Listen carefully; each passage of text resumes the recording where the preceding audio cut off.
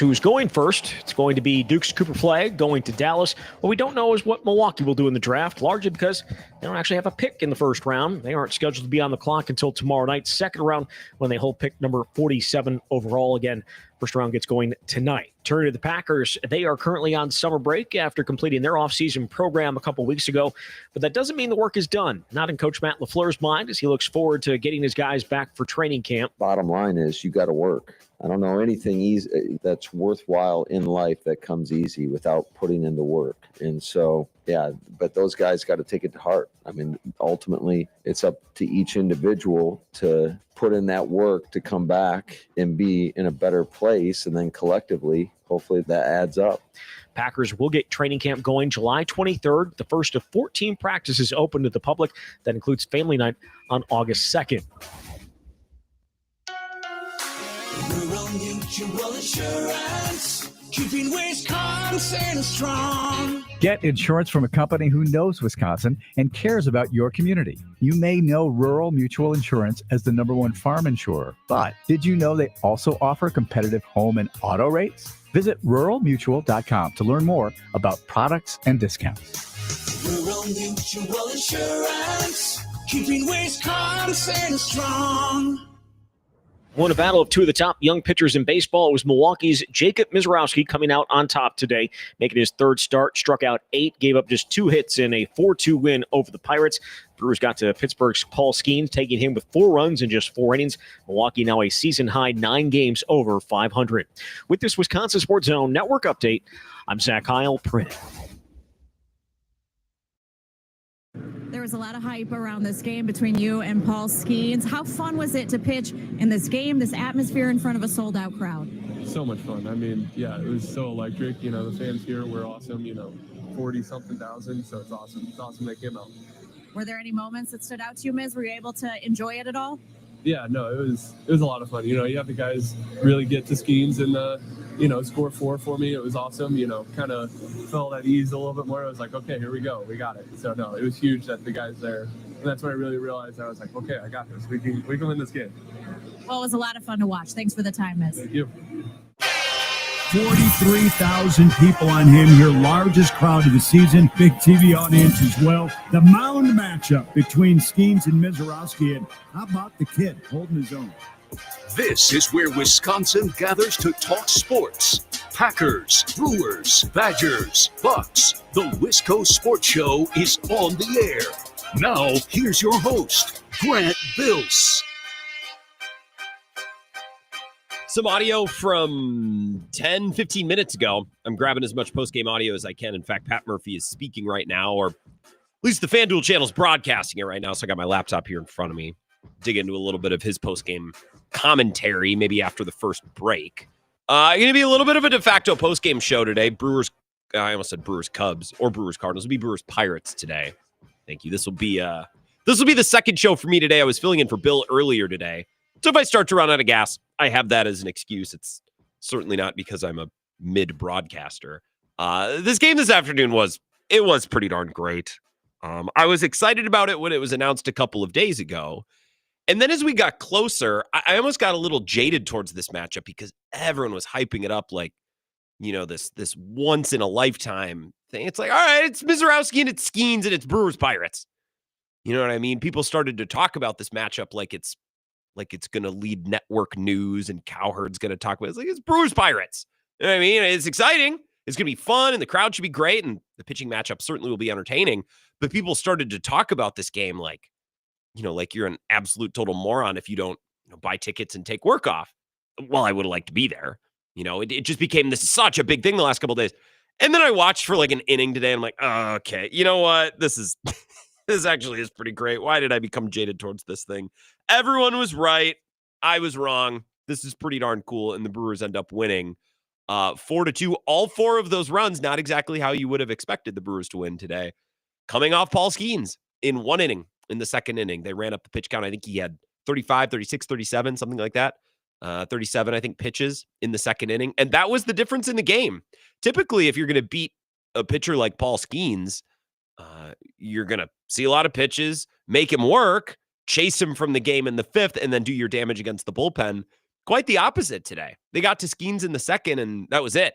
And I mentioned this on Bill's show earlier today. Like, it's not like Pittsburgh's bullpen is bad. Like, they have some half-decent arms out there, and I think maybe the Brewers' offense was so charged up and in such a headspace to go, hit against Paul Skenes that once he was out of the game, it was almost like they had to readjust. Like, they forgot that there was still a baseball game to be played, at least offensively, but the Brewers bullpen holding on. One of those runs coming because Isaac Collins, God bless him, just missed a ball on the fly in left field, which then he compounded by missing the cutoff man to throw home. Doesn't end up mattering because Abner Uribe, even though he isn't sharp, not shocking, he's pitched 3 times in 4 days. The bullpen was able to close it out. And that, if you missed this afternoon's game, is how the Brewers ultimately won 4-2. So after losing Monday, they win the series. We'll see now what's going on with Cubs-Cardinals. I don't know if that game is tonight or today. I haven't been looking, but Cubs-Cardinals was very entertaining last night as well. That game had a little bit of everything. PCA forgetting how many outs there were in center field. Nolan Arenado making an incredible play, barehanding a ball at third to lock up the win with 2 runners in scoring position, the tying run at third, the go-ahead run at second in the top of the 9th. Very, very exciting. Seiya Suzuki's hitting bombs, and people are mad at Craig Counsell because Dansby Swanson is in the 5-hole and it's killing him. Like, just, it had everything last night. So that game was fun to watch. Brewers Pirates last night was fun, and today as well. So I'll take your phone calls at 608-321-1670. Now, when I got in today and I talked to Ebo, there was an issue with the phone line. There was something going on with Verizon. And I don't think that's something that's wrong in the studio. Maybe that's a Verizon issue. I don't know. I haven't tried to place a phone call today. I think the phone should be working. Maybe, maybe not, but give it a try, and I'll take your calls on the Brewers and the Pirates and Skenes and Miz if you're interested. Otherwise, you text the number 608-321-1670 or comment on the live stream, Facebook, YouTube, and Twitter. We're going to have a couple of guests, an interview with Sam Bruchhaus that I recorded earlier today about the big NFL stories of the day, including something that I want to talk about at 5 o'clock. Have you seen the story that Mike Florio and Pablo Torre have broken? This stack of documents from a hearing between the NFL and the NFLPA that outlines some pretty obvious collusion between NFL owners. Now, legally, they protected themselves, which is why this, what's the word? Unbiased, third-party arbitrator, the middleman, I suppose, in the hearing. They sided with the NFLPA, and this would have been hundreds of millions, maybe billions of dollars in damages had they ruled with the PA and not the NFL. It's not the way that it went, but some really, really crazy bits of evidence making the NFL and their owners look really bad. So we'll get into that in hour number 2. I'll play a little bit of that audio from Mike Florio and Pablo Torre, and we'll talk with Sam Bruchhaus of Sumer Sports about it as well. We do certainly want to start with the Brewers, and let's start with today. Now, master of the obvious, the biggest moment in this game was obviously the second inning. Obviously, the Brewers scored all 4 of their runs, but I think it's not as simple as, well, it all happened in the 4th inning. It's what happened in the 4th inning. Do we talk about Murphy ball and, playing small ball and putting the ball in play and moving runners over? And I think there's utility to that. There's a certain level of utility to that. I also think you need to hit home runs and you need to slug at a certain level in order to be able to win games at a certain level. And I'm not always convinced that the Brewers have done that. I think last year people romanticized the season the Brewers had by saying it was all Murphy ball. It was all small ball. It's not the case. They hit a bunch of bombs. Like, they hit a lot of bombs last year. This year, a lot of those bombs have gone away. But today, you saw an absolutely outstanding example of what this team can do when they dig in and play small ball and execute some of the things that Pat Murphy preaches. So I want to go through this inning. So the Brewers in the first inning had a walk, a fielder's choice, a strikeout. So 4 batters, relatively quick first inning. They come back out for the second frame against Skenes, and this is what happened. Isaac Collins has a 7-pitch at bat where he fights for a walk. Takes it full count, fouls off the 6th pitch, and then earns the walk on the 7th pitch. That's the runner on first. Then the second at bat of the inning, and I think this was arguably the most impressive at bat of the day. Bryce Terang works a count for 7 pitches. Ball, strike swinging, ball, foul ball, just protecting, waiting, staying alive, hoping to get lucky. And he singles, kind of back up the middle a little bit towards the right field side on pitch number 7. So now there's runners on first and second. The third at bat of the inning, Caleb Durbin actually jumps pretty quick. He watches the first strike and then he jumps on pitch number 2 and hits a single. Also kind of the same spot in the field. So now the bases are loaded, right? Joey Ortiz, in a relatively quick at bat, strike looking, strike swinging, foul ball, basically a swinging bunt grounder up the first base line to just get that first run in. So they've gone single, swinging bunt, infielder's choice up the first base line. Then Eric Haas, in a 4-pitch at bat, strike swinging, ball, strike swinging, pops one into center field that shouldn't have been a double. O'Neal Cruz tried to dive and it went past him. So it was really, I viewed it more of a single and an error, but they ruled it a double, I guess. At least that's what ESPN's telling me. That brought home another run. Frelick then comes to the plate. A relatively quick at bat, but he watches ball 1, watches ball 2, slaps a fielder's choice towards second. The second baseman throws home and he sails it, which scores another run. Chourio fly out. And then Christian Yelich comes up and battles for 4 pitches. 4 or 5 pitches against Skenes is like, that's not nothing. A really good piece of hitting from Christian Yelich. But that inning, the second inning where the Brewers scored 4 runs, it's not like anyone closed their eyes, swung big, and got lucky and took Skenes over the fence like Brandon Woodruff off Clayton Kershaw in 2018. That was a lot of heavy lifting, being dialed in and focused and kind of needing to try hard. You know what I mean? Like, they didn't get lucky against Skenes in the second. Now, maybe with some of the soft contact they did. My point is, it's not like you just closed your eyes and swung as hard as you could and hit one over the fence, and that one swing was the difference in the day. Isaac Collins works a 7-pitch walk. Bryce Terang works a 7-pitch single. All of a sudden, there's runners on first and second, and Skenes has thrown 14 pitches in the inning. And then the Brewers were kind of able to go to work. I'm really, really impressed specifically with that second inning. The rest of the game, the offense left a lot to be desired, and I think it was maybe because they were so hyped up to face Paul Skenes, and this whole day was about Skenes and Miz and Skenes and these 2 pitchers going at it, that I think once they broke the seal, let alone breaking the seal, forget breaking the seal, they scored 4 runs in 1 frame off of Paul Skenes. First time it's ever happened to him in his career. They chased him before the 5th, the first time in his career. I think once the Brewers offense accomplished that, is almost an element of like, okay, what now? And they couldn't really get their focus back offensively. Luckily, Miz was awesome and pitched 5 shutout innings. And I know some people were a little confused as to why he was pulled. And we can talk about that because it's not something that I heard them talk about on the broadcast, although for large portions of the broadcast, I was doing other work. I was watching on mute off to the side. Misiorowski only threw 74 pitches. Something you got to remember, they have longer rest in the minor leagues. This is the first time that he's making a start off of traditional major league, 4-day rest, because last week's start was a little bit postponed. So he's used to longer breaks in the minors, and then he comes up to the majors, makes his first start, and gets an extra 2 days before a second start because of the off day, and they switch Freddie. So this is really the first time in his major league career that he's pitching on traditional rest. And with a 4-0 lead through 5 innings, like, you'll take that, right? Why not go to your bullpen? 74 pitches may be a little light, but I think Murphy said before the game they wanted to limit him to around 80 to 85 pitches tops. Well, the nightmare is Misiorowski comes out for the 6th, gives up a walk and then a single, and now there's 2 runners on, and you got to rush to bring in someone, and it's just a little helter-skelter from there on out. So I was fine with the way they handled Misiorowski. I thought he was excellent for his 3rd straight start to start his major league career. Very fun to watch. Uribe pitching again today, that kind of crawled up my rear end sideways just because he's pitched 3 times in 4 days. Maybe I should be more upset that he pitched last night. But then again, if he's going to pitch last night and you need him last night, maybe find another option today. I guess for the first time in Pat Murphy history, Nick Mears has earned a day off. So they didn't want to go Mears today, even though Mears didn't pitch last night. It was Uribe. Last night, and we probably should talk a little bit about last night too. Last night, we let the liquor talk. No. Last night, it was very, very, very fun to watch Joey Ortiz kind of break out of his slump. And I got to go find here the audio that I played earlier because Pat Murphy did a really good job talking about Ortiz. I thought that moment in the second where he hit the ball out of the ballpark, it's going to sound a little dramatic. Sometimes it's fun to be dramatic about baseball.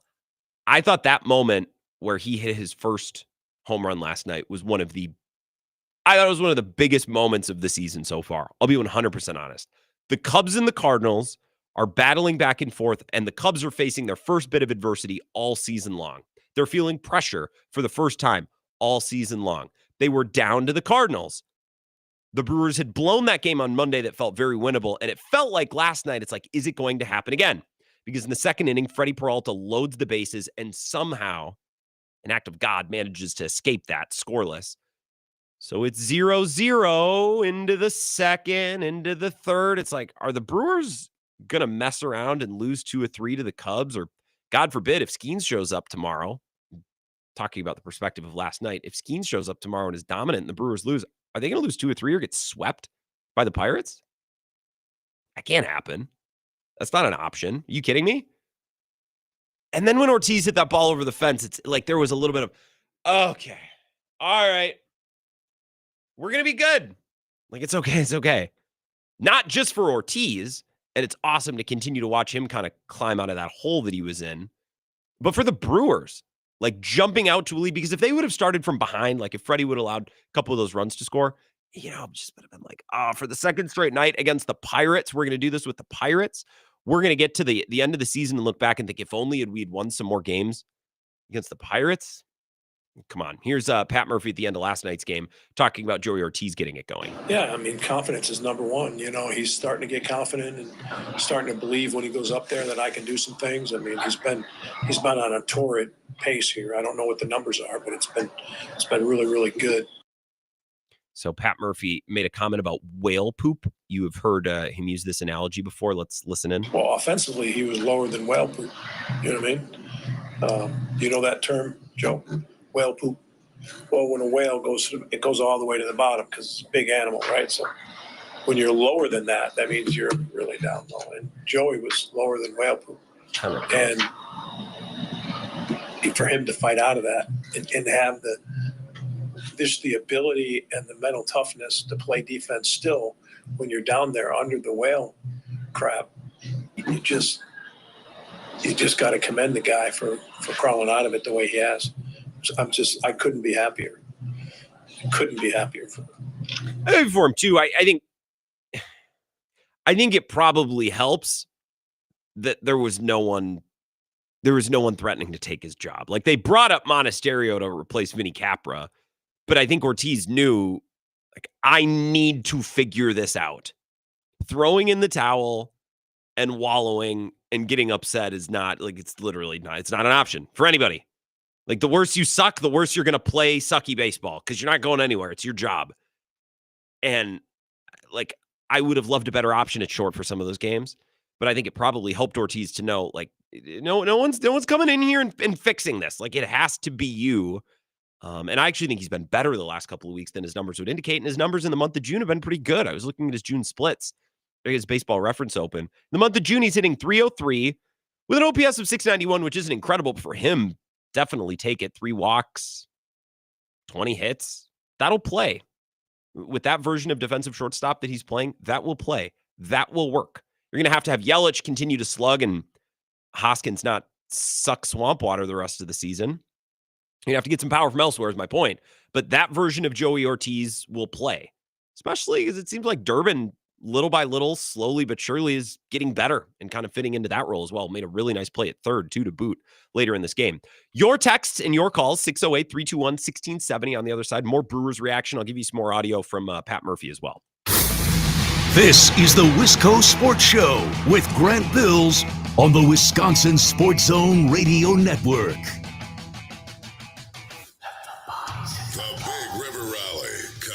Across Wisconsin, June 27th and 28th. Don't miss the excitement on the main stage. Friday night, it's Texas Hippie Coalition. And Saturday night, Drowning Pool. Tickets are on sale now. Want more? Follow Big River Rally on social or go to BigRiverRally.com.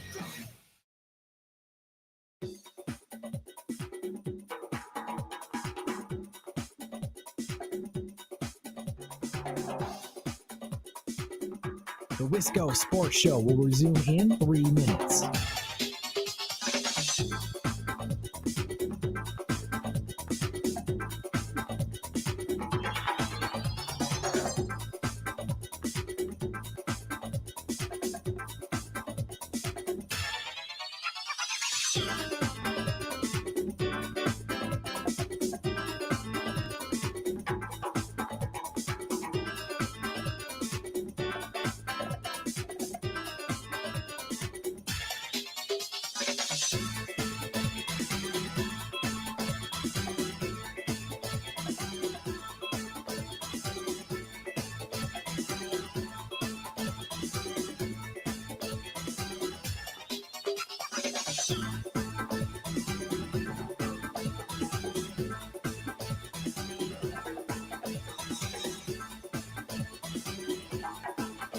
The Wisco Sports Show will resume in 2 minutes.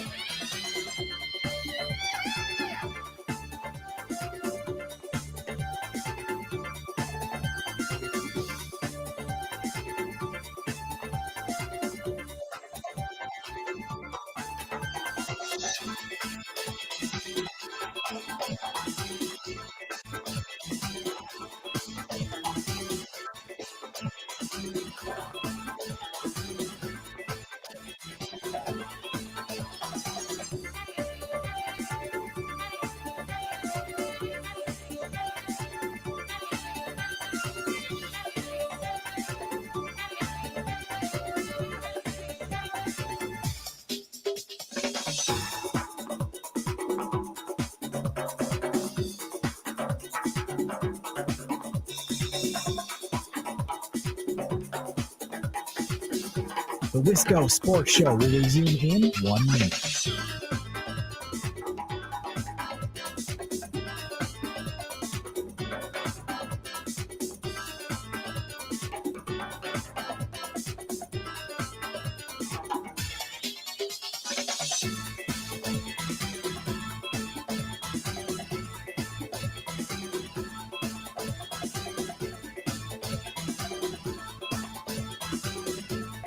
The Wisco Sports Show will resume in 30 seconds.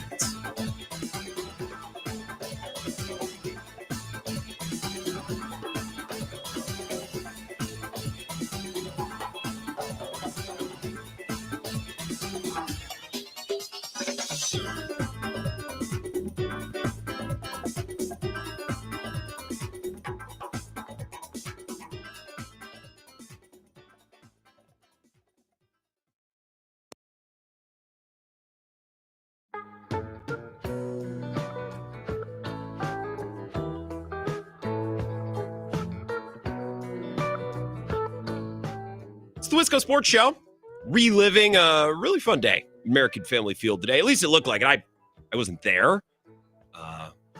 But for a game that was so hyped up and so hyperbolized, if that's a word, it actually came through on the broadcast. Like, that actually seemed pretty darn electric and was a really fun afternoon baseball game, which sometimes in mid-June, late June, you know, sometimes, especially against the Pirates, you know, even close games, you know, how much juice can you really get from an afternoon baseball game? That was about as good as it gets. I want to listen into a little bit of Murph and what he had to say about both pitchers.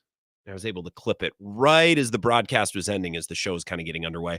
We can pause and react as we go throughout, but I'm interested to hear what Murph had to say about this one. I mean, the fact that he understood it and understood the magnitude it meant for our team. It's about the team. And I think he got it loud and clear, and didn't give up free bases, didn't implode. You know, walked the first guy, got back on track, you know.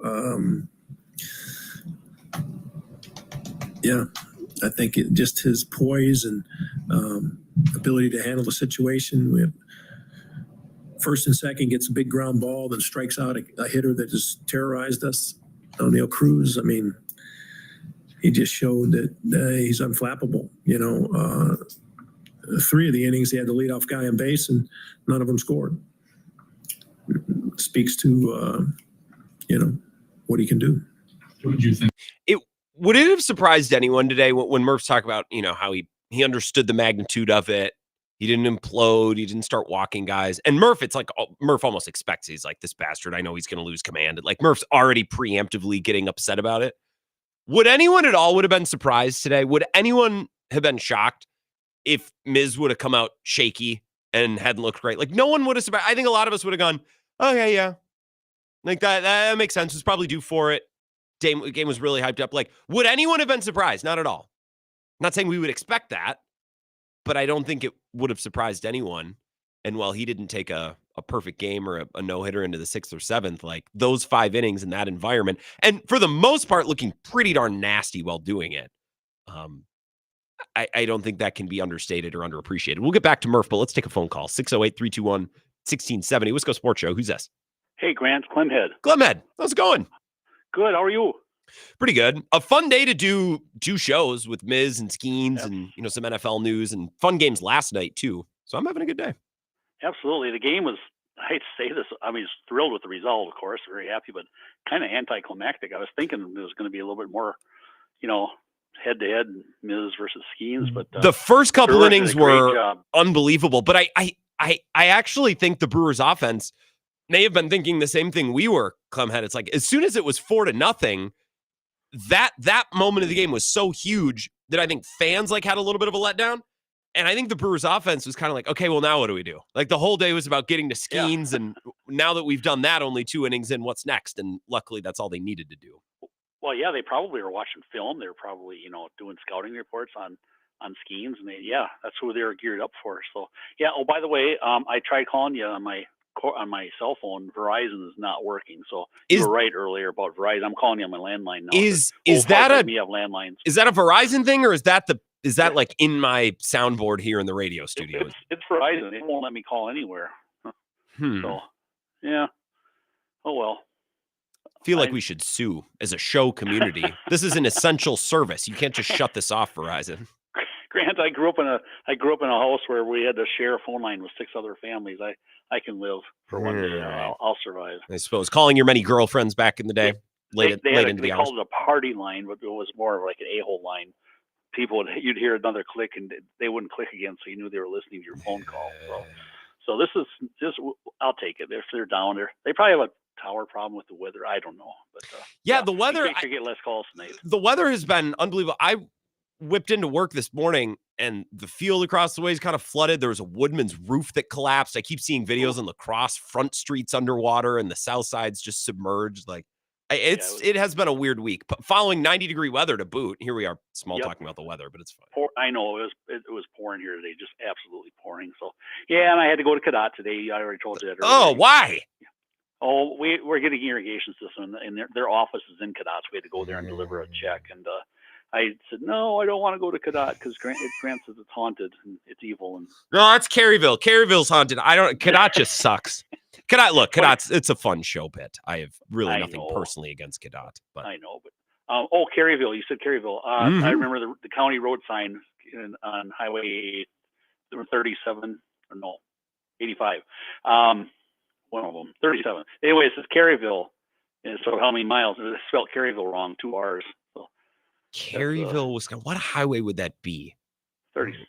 I think the bridge there is supposed to be haunted. Clemhead, that's a good call. And thank you for picking up the landline because there is something down with Verizon. Although I have Verizon, I've been able to text today. I haven't tried to call. I got a spam call earlier, and then they just left a voicemail about how, my wages are going to be garnished. I'm like, all right, good luck. Not a lot of money to go nuts. Yeah, you can buy the world with my garnished wages. Yeah, it is 85 on Caryville, right along State Highway 85. Good call, Clemhead. Appreciate it. Casper from Eau Claire here on the text line says, is Isaac Collins our Ian Happ? Are you asking or stating? I think he's asking.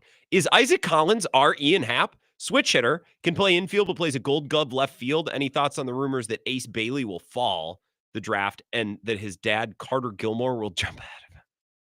I can't confirm or deny the rumors of Carter Gilmore getting drafted tonight, but Ace, I don't know. Ace Bailey's weird. He says, I don't want to go to Charlotte. I don't want to go to Philly.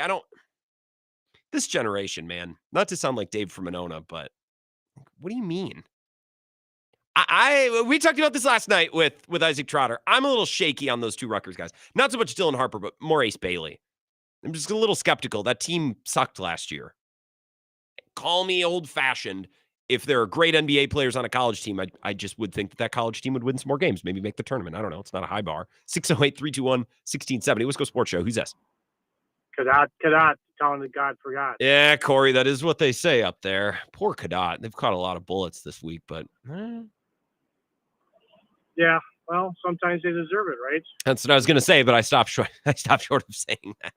The problem is nobody in Cadott with a cell phone could call in and defend themselves today. So because of what's up with Verizon. So I feel a little bad. What's going on? Well, that's why U.S. Cellular, you got to stay homegrown and they power through the ether still. So that's good to see.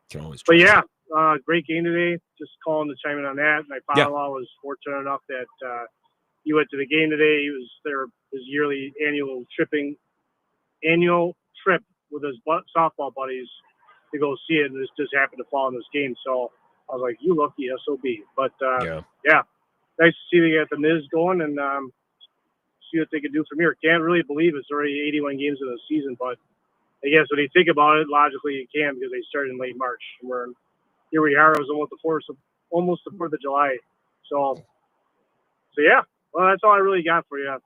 That's okay, Corey. That's all. You too much don't need to bring entire segments to the show. Just give your thoughts on the game. It is wild that we're almost to the 4th. The Brewers actually over the last 30 games. I thought I saw the Brewers account tweeted out, which is maybe kind of loserish, but whatever. If it's not making stuff up. I think over the last 30 games, did I see this correctly today? They have one of the better records in baseball. And I told you Sunday or Monday they had won 20-27. So as we approach the 4th of July and as we inch closer to the halfway point in the season, like you're pretty good here. I still have some questions about the offense and specifically about Contreras, which we can get into. But for the most part, this team has made this a season and this division is making things interesting, which as a sports talk radio host, you got to get through the middle months of the summer when there's not much football stuff going on and not much else. Like I want the division to be exciting. And at least as of this moment right now, the Cubs coming back down to earth a little bit, the Cardinals and the Brewers and even the Reds kind of rising up to meet the occasion just a bit. We'll take a couple-minute break. Let's come back after this with Sam Bruchhaus, Sumer Sports, going to join us to talk, speaking of the NFL, about some of the headlines of the offseason. Sam with Sumer Sports, he played linebacker at Tulane. He's been on the show a bunch. You know him, you know his voice, so he'll join us next. This is the Wisco Sports Show with Grant Bills on the Wisconsin Sports Zone Radio Network.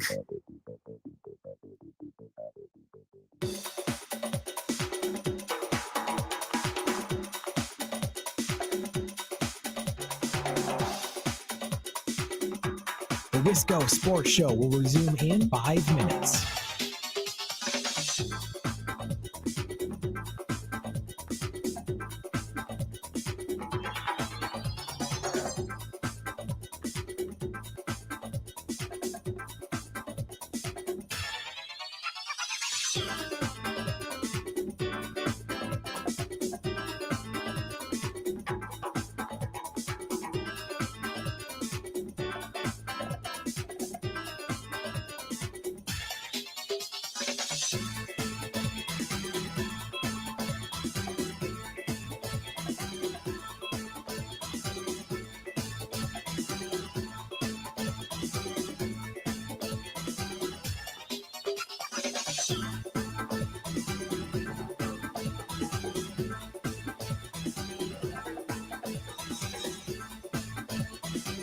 The Wisco Sports Show will resume in 4 minutes.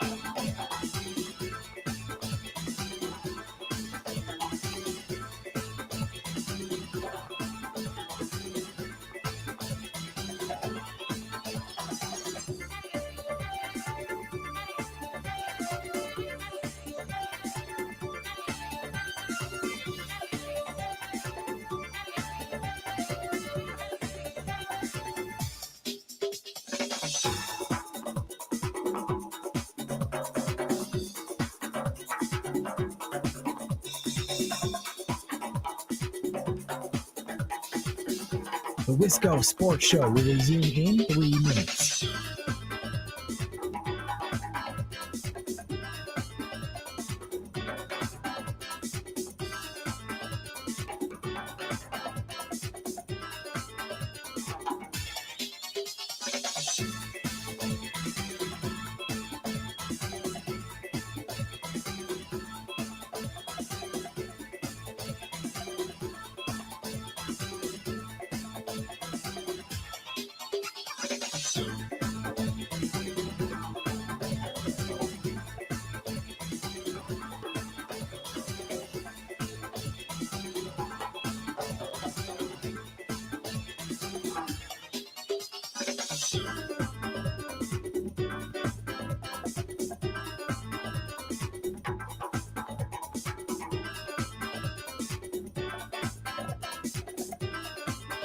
The Wisco Sports Show will resume in 2 minutes.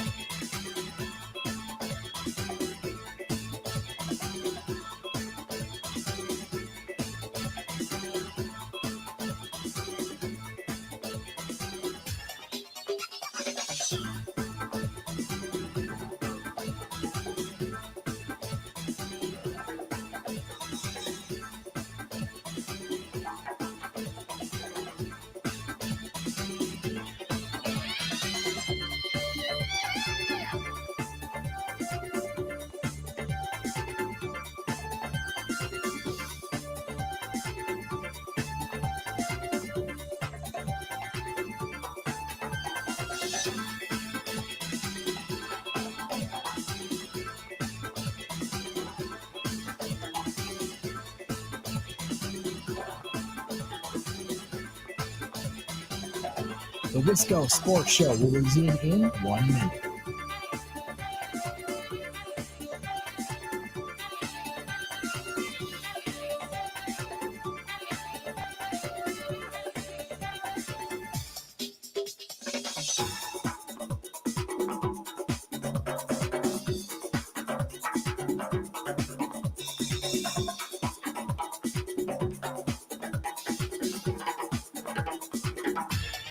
The Wisco Sports Show will resume in 30 seconds.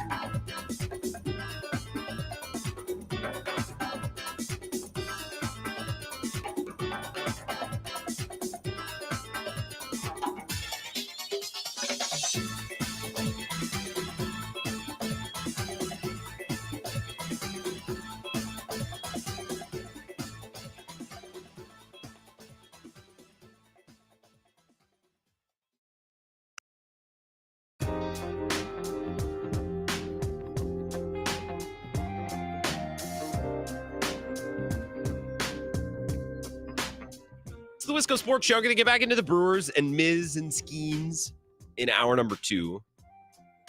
Some NFL reporting that I want to share with you. Some audio of Mike Florio and Pablo Torre, who are blowing the lid on a pretty salacious NFL story as it relates to collusion between owners. And you're going to hear a little bit of discussion surrounding that with Sam Bruchhaus, who joins us now. This is actually from earlier today when he joined me on Bill's show, but it's an outstanding interview hitting at some of the biggest NFL issues of the offseason and what's going on with the Packers as well. So here's our conversation. I just told you off the air, Sam, we've been picking a bit at this Pablo Torre and Florio story. And I watched the full thing this morning.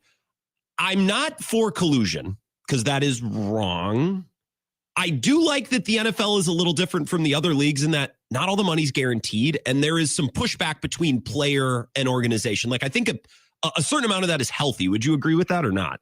I think it depends. Okay. I think the uniqueness between the National Basketball Association, in which, you have 15 players and 2 two-way players on your roster, and virtually every position can have the same impact.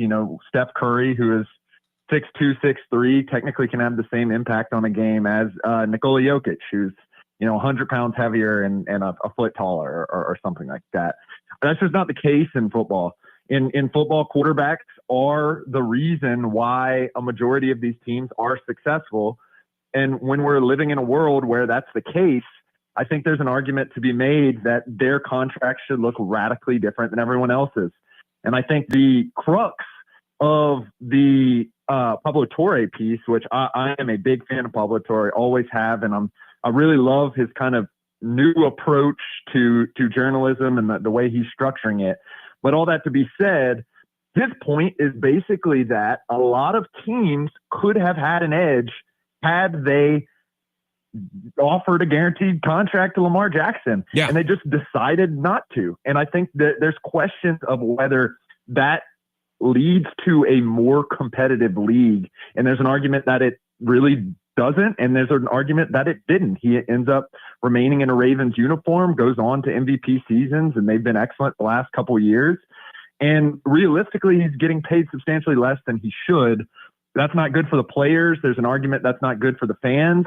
And frankly, if you're an owner who wants to spend money, it's probably not good for you either if you're getting peer pressured into this stuff. So that's kind of my thoughts. I think that the CBA is generated to improve competitiveness. And in this case, at least the reporting by Pablo Torre and Mike Florio, that was not had. Don't you think that Mike Florio, like I met him once briefly in Vegas at the Super Bowl. I don't know him at all, and I am happy for him. This seems like there could not be a more perfect story. I feel like he's been barking up trees like this, and he's been a dog chasing this car forever, and he finally caught it. So just on a human level, as I listen to him talk and I read his reporting on this, like I don't know that there's a happier person on planet Earth than Mike Florio this week. And I know that really doesn't have anything to do with anything. It kind of makes me laugh, and I am genuinely happy for the guy. You know what I mean? Right. And I think it goes back to kind of talking about the type of journalism that Mike Florio has done, where he is an insider. He has been around the league for years, and it's great to see him have a, passion project, something that he's been talking about a lot, come to fruition through someone like Pablo Torre, who is kind of taking both an old school and a new school approach to journalism. I could talk about the media and what it means all the time, but I think this is good for fans too. I think we can ask for a little bit more of our owners now that this piece is out, specifically if there comes another scenario in which a team doesn't want to pay an MVP level quarterback, and then all of a sudden no one can explain why he just ended up on a lesser deal with his same team. Well, and I think Nick Wright brought this up a couple weeks ago too. Like, we have a lot of insiders and people who traffic in information, and that is important. There seems to be less journalism, and this is how Florio, I believe, talked about it in the pod with Pablo, digging and getting the stuff out that they don't want out there, right? I think that's taken a little bit of a backseat. And look, I'm not a journalist, so I can't sit up here and say that people should or shouldn't do this because it's not my realm. But I am entertained by that. We talked before the draft, not to completely take a left turn, but you were a little hesitant on the idea of Matthew Golden, where the Packers were picking. And I've seen you talk a lot about wide receivers in the last few weeks, specifically the stats that are meaningful and what those statistics, those sticky stats, as you call them, can tell us about a wide receiver. So let's talk about Matthew Golden, this Packers wide receiving room, and what Packers fans should know and think about this summer as we get ready for the season.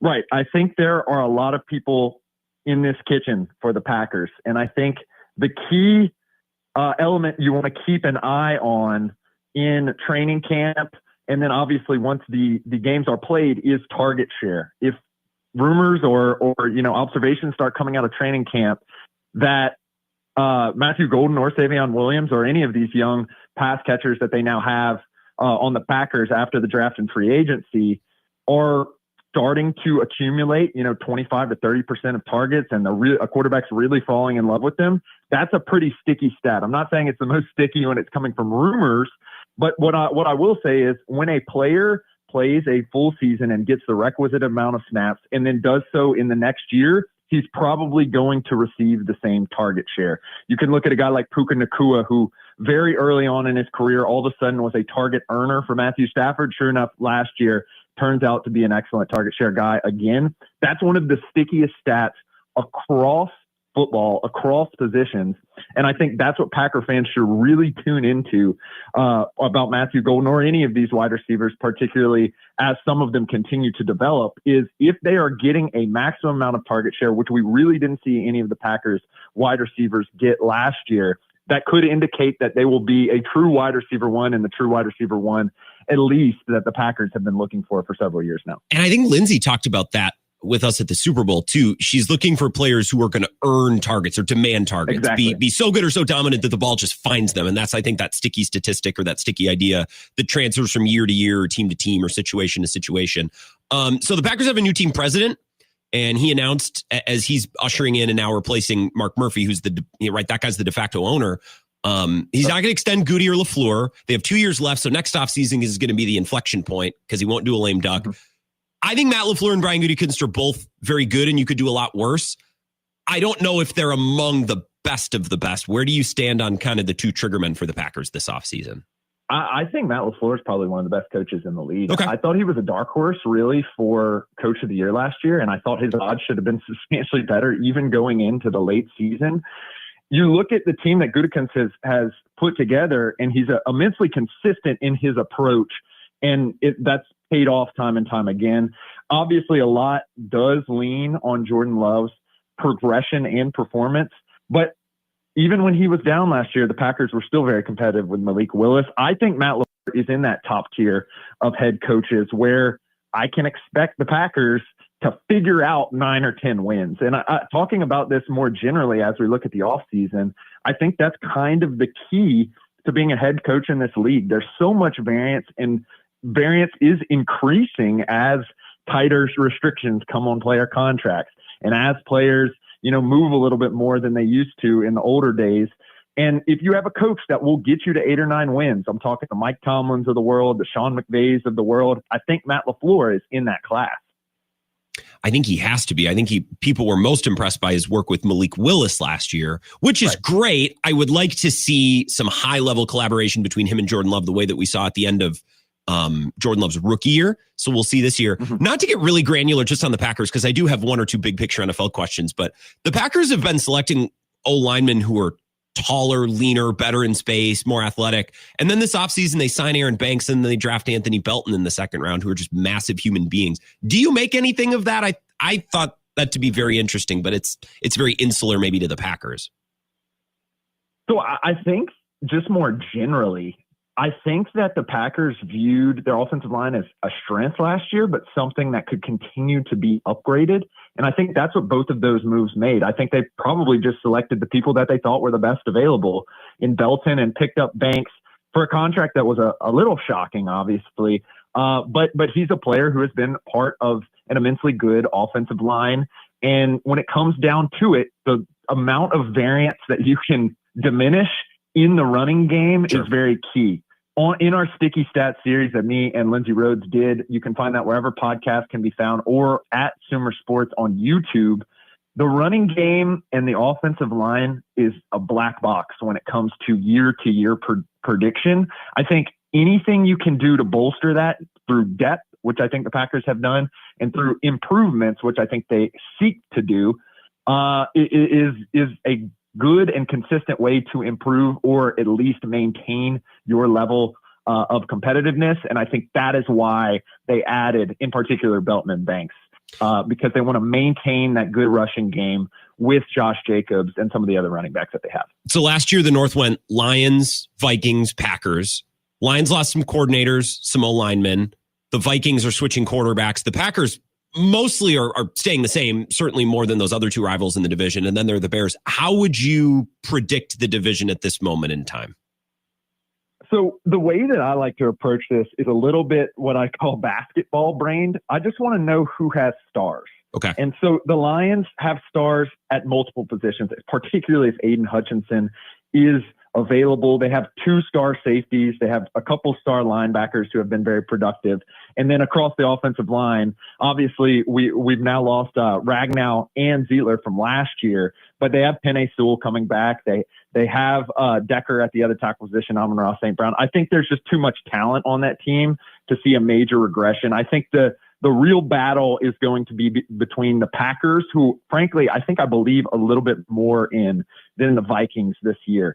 Okay. Last year, me and Sean Syed, who I believe has been on this show, is a great analyst with us at Sumer Sports. We had a little friendly agreement about the Lions. I think what we're getting into this year is about the Vikings, particularly where J.J. McCarthy will sit in efficiency rankings. EPA per play is the one we like to use.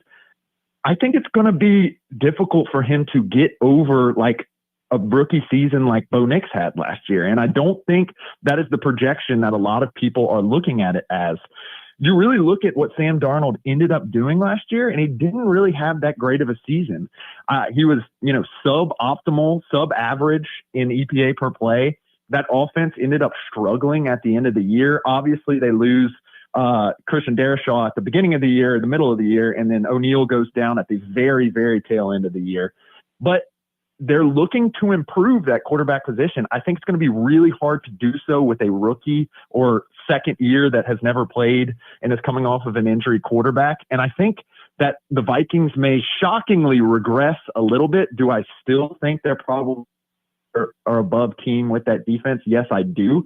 But I think I have to go with the Packers in the 2 slot, the Vikings with their uncertainty at quarterback at the 3 slot, and then the Bears as an emerging team, but with a lot of uncertainty, particularly across that offensive line and in the wide receiver room. I think they comfortably slot into the 4th spot, though I do think they have a lot of upside. I was on with Matt Collar last week, and we were just talking about J.J. McCarthy. He could have what's thought to be a very traditionally good first year as a starting quarterback, but the way that Vikings team is constructed, like anything less than 10 wins is going to be considered a disappointment, even if McCarthy shows pretty well in his first season of actually starting the NFL, which is an interesting situation. Lastly, what do you think of Aaron Rodgers and the Steelers? What interests you in that situation? Look, Aaron Rodgers was not a very good quarterback last year as it pertains to the metrics. The one thing he was okay at was lofting the ball up to Devontae Adams and Garrett Wilson deep and letting them make plays. That was kind of, the scenario for success for Russell Wilson last year, who was substantially better than Aaron Rodgers, and that's really saying something. I think this is going to go back to an old school running offense. I think Arthur Smith's offense is going to look substantially more like it did when he was with the Titans, or even so rather than it looked like with the Falcons or last year with the Steelers. I think Caleb Johnson out of Iowa is going to be a major part of this offense. And frankly, I don't think Rodgers is going to have the same keys to the Maserati, or in this case, it may be more like a Mazda. We'll see what ends up happening, but I don't think he's going to have the keys to the offense the way that he did with the Jets last year. I think this is going to be a Mike Tomlin and Arthur Smith led offense, and I think they're going to implement their way to continue approaching it through zone running, heavy run game, heavy offensive line, maybe some play action. I don't think we're going to see the shotgun and let the clock run down and try to piece together the defense like Aaron Rodgers attempted to do last year. I think that would be smart. I think that would be good for Rodgers, but I think that would have been good for Rodgers, 4 or 5 years ago, and he hasn't always accepted it with open arms. Maybe he does this year. He seems to be very at peace. You listened to him yesterday on McAfee. Like it seems like he's like almost, this is a celebration of football in Pittsburgh from having a year. So maybe he, welcomes it with arms wide open, not to, quote Creed, who he really likes. Check out Sam's work. The podcast, the Sticky Stats series, is really good with him and Lindsay. Sam, I know you are on location. You have a wedding down south in your home and native lands more. So enjoy your time down there. Thanks for doing this. Appreciate it, Grant. This is the Wisco Sports Show with Grant Bills on the Wisconsin Sports Zone Radio Network.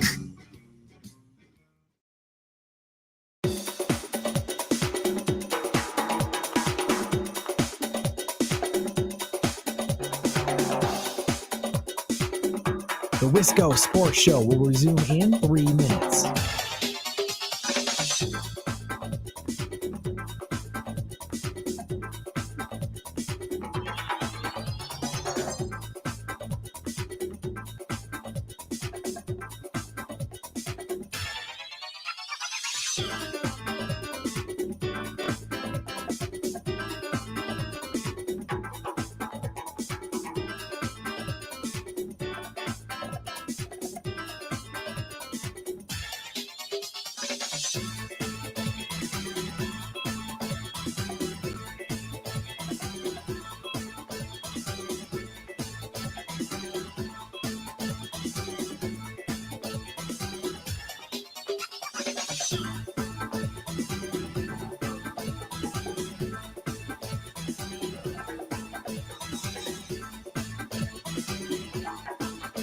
The Wisco Sports Show will resume in 2 minutes.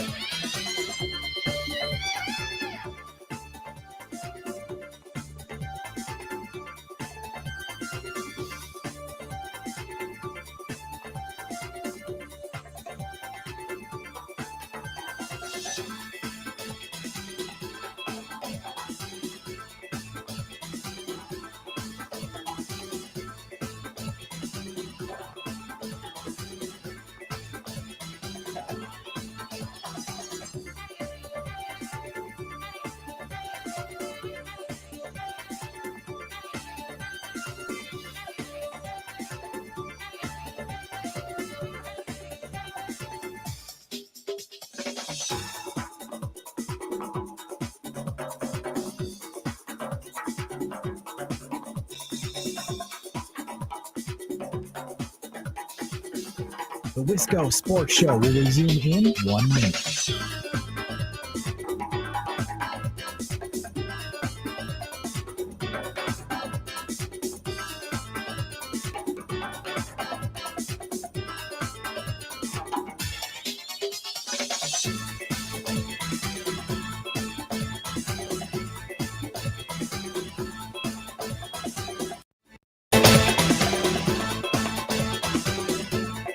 The Wisco Sports Show will resume in 30 seconds.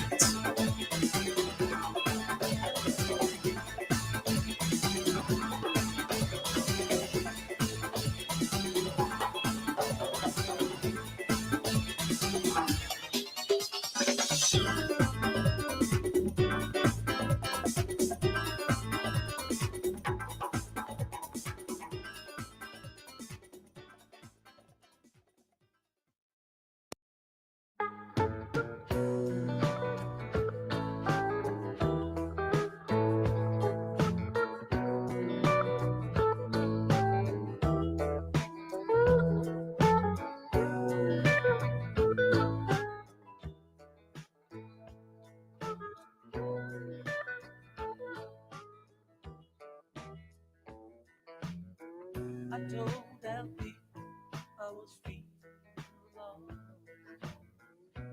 lacking in some direction.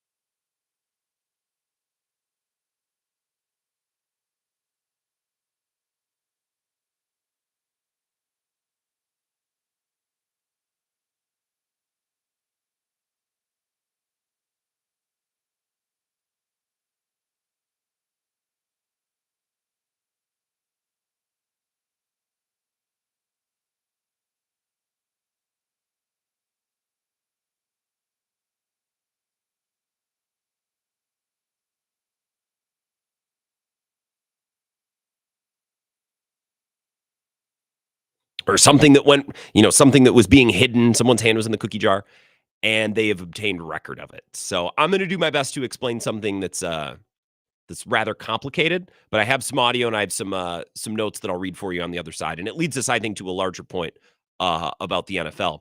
Clemhead Mike on the live stream says, can't hear you, Grant. So I fixed that. I did a bit of a boo-boo. I got very scared 10 minutes ago. I spilled a tiny little bit of water on the soundboard, and I was ready to throw up because that's like the number one thing you do. You feel like such an idiot. And one of the mic buttons stopped working, and I texted our engineer, and that's just a text that I never want to send. Like, yeah, I spilled a little water on the very important piece of equipment that obviously should not have liquids near it. I'm sorry. And he came in over the last break and fixed it. But that's why I had to press a new button again. So I had a little bit of a scare put into me. I thought I just messed up our radio station, and our engineer was going to want to bury me under the building. And he might still want to, but at least in the 5 minutes we interacted over the break, he was at least in those 5 minutes, he was very nice to me about it. So coming back, we'll get into, again, the NFL news of the day, which is kind of fun. It's something a little bit different. And then we'll have another guest later on in the show that we're going to get to. Jesse Temple is going to be here, make his weekly Badger visit, recorded with him earlier this afternoon. And he was excellent. A really fun conversation about one of their more important recruits, a sit-down conversation he had with one of the players that probably stands to be one of the Badgers' stars this upcoming season, Dylan Jones, the running back. So we'll get to that as well. All of that in hour number 2. And again, your texts and your comments, I'll get to them because I think Verizon's having a little bit of an issue today. I mean, it just can't happen. We must talk about Skenes and Misiorowski. Very bad on Verizon. Bad day for it. But hour number 2 of the Wisco Sports Show coming up next.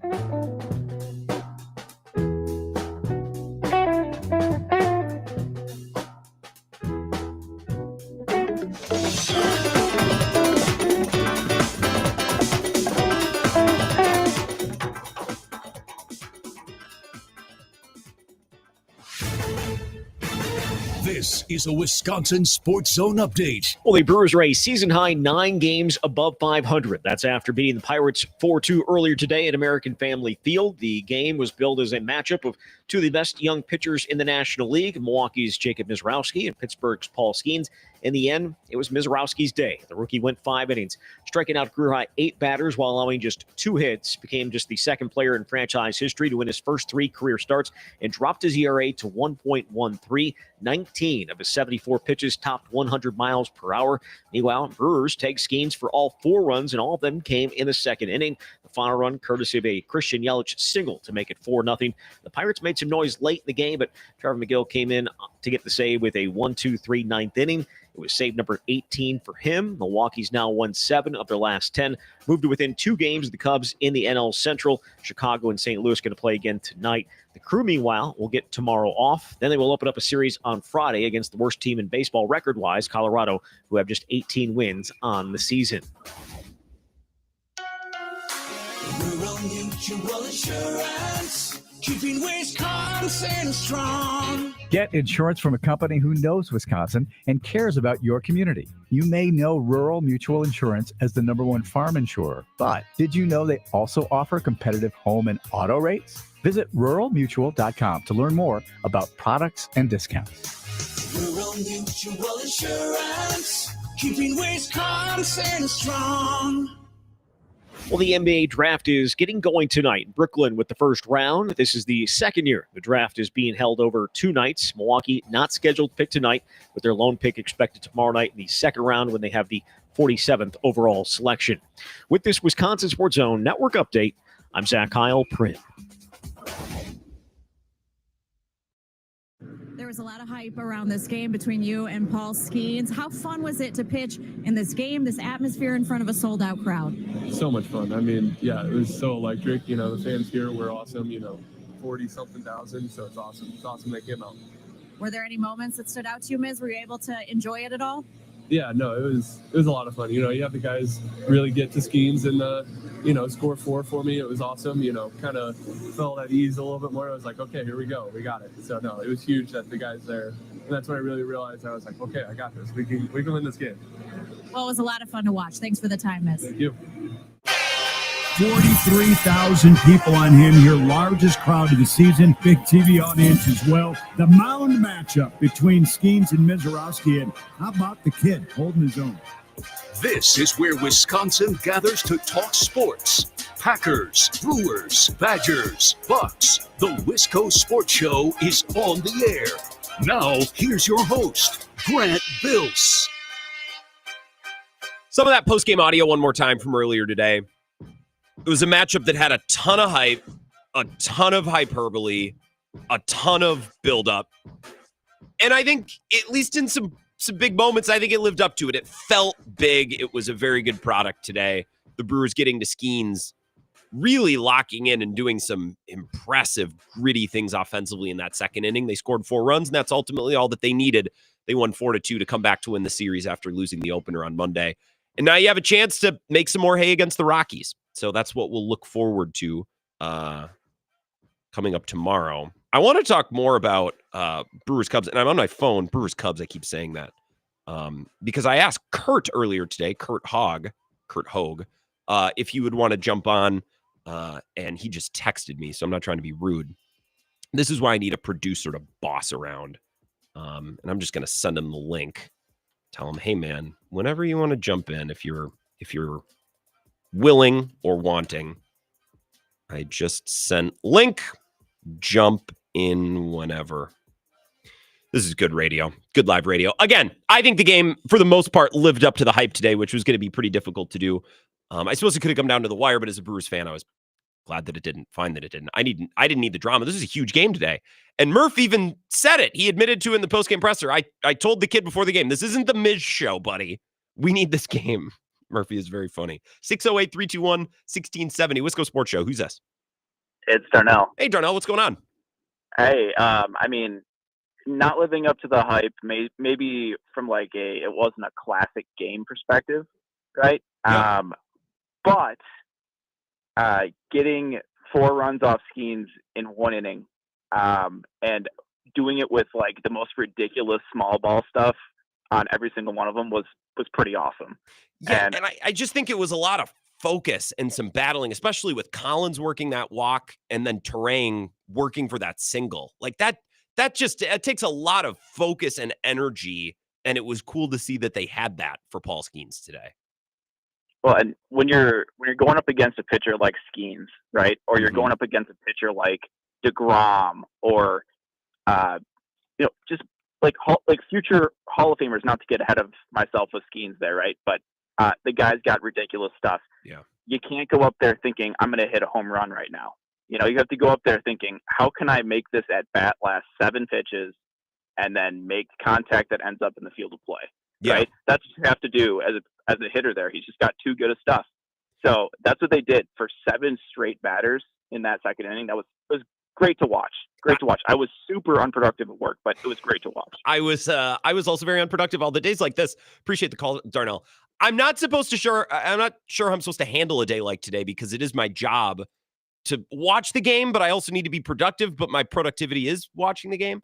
Kurt Hogue is here, the Journal Sentinel, speaking of guys whose job it is to watch the game. Kurt, did the ballpark, did the atmosphere in the show live up to all the hype because there was so much hype?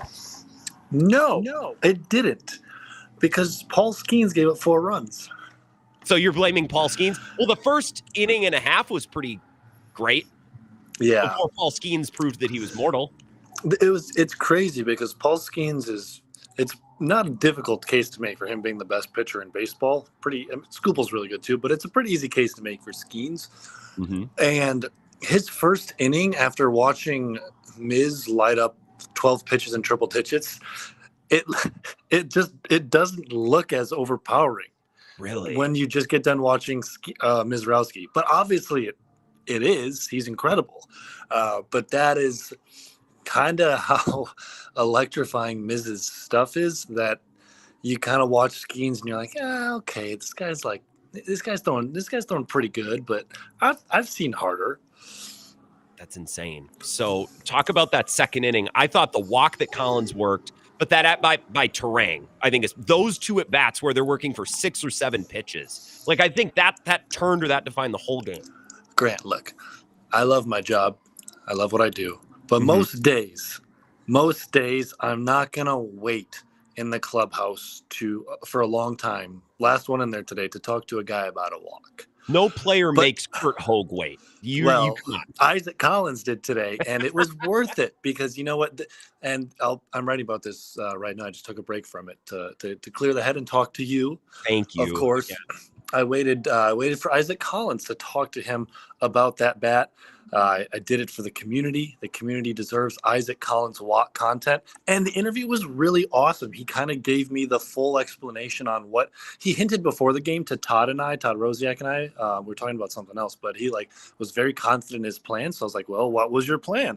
And he gave a little bit of insight into I'm just trying to see the 4-seamer and it's got lots of runs. So I'm looking in a specific spot and then I'm just trusting myself on the rest of it. And I love walks. And I think that Terang's hit, that was a great at-bat too, and it worked with Collins running, and he smoked it to the right spot. The Brewers offense didn't do a whole lot today. They didn't hit the ball hard much. They did a little bit in that inning against Skenes, but they did just enough, and they put together some really good at-bats, in the context of that inning that ultimately against Skenes, you got to take what you get there. I think that inning was executed perfectly, and that's exactly how they would have drawn it up. I wonder, dumb baseball fan watching along at home, is if after they did that, they were almost like, okay, now what? We did the thing that we were all so intent on doing and that we were preparing to do. And then once they scored those 4 runs and got into the Pirates bullpen, it's like the offense kind of just seemed to be stuck in neutral after that. As we all said, you can get to the Pirates bullpen too early. You gotta get Skenes a third time through. Gotta see him in the 5th. Gotta see him in the 6th. That's your chance to get him. You don't want to be facing Mike Burrows. Was that the fellow's name? That's not what you want to. That's not the situation you want to be in for the Brewers.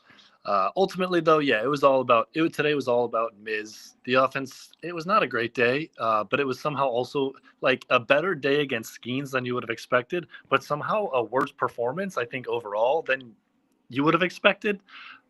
Very I guess odd. that's the way to put it, yeah. If you were to tell me they're going to beat Skenes, I wouldn't have imagined it like that. That's not how I would have predicted it to happen, but baseball's a weird sport. That's baseball sometimes, Kurt. Your thoughts about Miz stepping out in this environment today and really living up to his end of the billing, because I think nobody would have been surprised if he got out there and regressed a little bit in his 3rd start and been a little overwhelmed and he was anything but. Yeah, so what I do when I come on here and I have positive to take or written a story that now seems to be it was foreboding in a good way, in a proper way. I'm going to tell you about it. And the good news is I've never said anything in print about how Joey Wiemer could be an all-star or things like that, or Oliver Dunn is really important to this team. I would never do that. So that's why I feel good about this. Is when I went down. So I went down to Nashville in early September, maybe late August last year, when it seemed like, hey, this guy might pitch in the big league bullpen to finish the year. And kind of my takeaway from it was Miz is so unbothered and so kind of aw shucks about it. It feels like how you or I would feel in a way if we were pitchers, but also more, or if we were big leaguers, but unbothered by everything. That is kind of his nonchalance is just his general demeanor. Okay. And I was like, like that could go either way, but I think in this case it's good because you see him out there and he's like uber competitive, and he's doing the glove slap and the fist pumps coming off the mound. But then like seconds later, he can be cackling and laughing. And so I thought like, hey, like this is the kind of demeanor that like I would actually trust in a playoff setting if I've only seen him pitch in the big leagues for a couple of weeks. Ultimately, it didn't end up working like that. But you have confidence in the guy, and that's important too, because the stuff is, who doesn't have confidence in it? Yeah, it's ridiculous, and it makes Paul Skenes look ordinary, like you said, which is ridiculous, but in the context of those two guys and in the game today, there's some truth there. Last thing I'll ask you, kind of a repeat of what we talked about last year with Murphy and his management style and how that impacts Churio's growth. The quote that you tweeted out, Pat Murphy reminding Misiorowski before the game that this isn't the Miz show, all right? This isn't just about you. Like, don't think of it that way. And this is also a game that the Brewers, like, they really could have used this game today. They needed the series. So talk about what you've seen from Murph, how he's managed Miz and how he's talked and communicated with him. I feel like he's come along. He's come around on the Miz experience too. Murph was not in spring training. All his comments were not super duper high on Miz. Like he saw a lot of room for growth on the mound and also wanted to see some growth in like his preparation and his competitiveness and how he handled things. Someone said that this got mentioned on the broadcast today as well, I believe. But there's story about him in the spring breakout game, that prospect game in the spring, like facing the Reds. And Miz was spraying it everywhere. He got hosed on a couple of calls. His catcher, it was Marco Dingus, was clearly like not in a great spot to handle that velocity and that stuff in that game. And he was like stalking off the mound, sulking in the dugout, like clearly didn't have any interest in pitching in that game. Yep. And you don't want to see that, but like, I love how he has responded to it. And like, you like to see the competitive fire and that get funneled in the right direction. And I don't know how integral Murphy necessarily has been to that, but this is sort of some of the stuff he did with Tobias Myers early last year, but then add like 7 levels of hype to it, where the guy's like super nervous, and you can tell that Miz gets super nervous, I think, before starts, at least early in his career. That's how he is in that clubhouse. And so Murph's speech isn't necessarily like rah confidence. It's, I don't know, like we're going into battle together, and you're going to be the guy leading us. This is not about you. That's his way of doing it. And Miz seems to respond. We look forward to your stories on this and everything else. Oh, and on your way out the door, that's that game against the Cubs in game 2 of that series. Are we going to look back in a month or 2 months and say that was like, what a massive win? And I think that really charged up the team in that moment. I thought you were gonna go to the Miz game. Was supposed to be game 2, the game that got bumped. Cubs, I don't blame you. I do not blame you. I wouldn't have wanted to face the kid in that day either. Huge win though, Grant. Huge win. I mean, like realistically, the Brewers probably end up bouncing back in Minnesota. Probably. This is baseball, and like we see how these things go. The games are kind of connected, but not like as much as maybe football or some other sports are. But still, yes. Just for the standings, these guys are right on the Cubs' tails right now. The vibes are important. Vibes have shifted a little bit. They feel like they've got some of the magic, voodoo, whatever that they had in past years. They finally got an identity. So, yeah, that was an attitude win that day, and they're playing more like an attitude team. And I think they need a little bit of that. And I think they serve well as this plucky underdog team that's trying to run down a team that got off to a hot start in the Cubs. So we'll look for your coverage of today and the games to come. Kurt, hopefully a couple more wins against the Rockies. Thank you so much. Appreciate it. All right, Grant. Catch you later. Kurt Hogue, vibes are important. You heard the man. I am so appreciative of Kurt. And I feel bad for asking him because I always ask him to jump on. But today I'm like, hey, as you're leaving the ballpark, and Kurt's, such a baseball guy and such a writer and such a storyteller. He's like, oh, I can jump on and describe the scene to people and we can chat about it. So I hope that it's not a total pain in his ass, but appreciative of Kurt. Vibes are important. I just think game 2, the finale against the Cubs in that 2-game split because of the rain out, you could see the super charged up energy at the end of the game. And maybe they get back on track against Minnesota anyways, because I think Minnesota was just ripe as a team that just was ready to quit and lay down. And we talked about that on Monday. But I can't help but think back to that second game at Wrigley and Murphy just barking at the end and how fired up McGill and Uribe were at the end of the 8th and the end of the 9th. It blew me away. So let's take a 3-minute break here. We'll come back. We'll cover the NFL story that I was going to get to at 5 o'clock, but then we got a drop in from Kurt, which I'm so appreciative of. We'll continue the Wisco Sports Show next.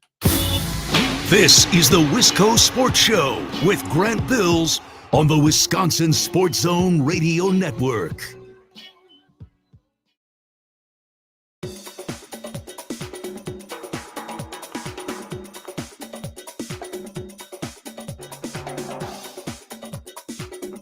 The Wisco Sports Show will resume in 3 minutes.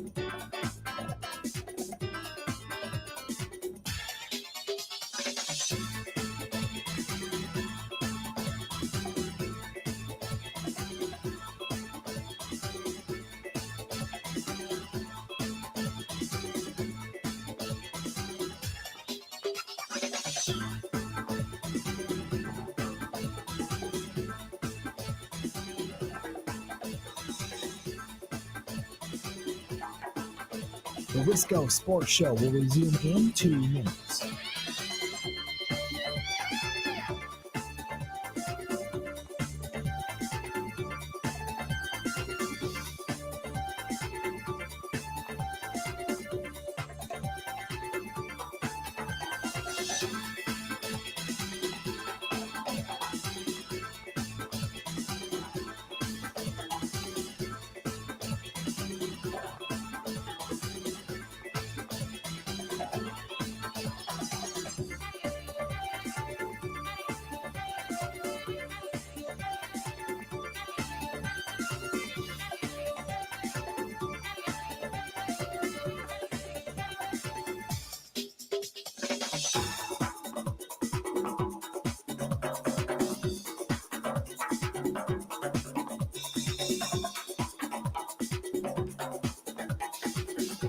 The Wisco Sports Show will resume in 1 minute.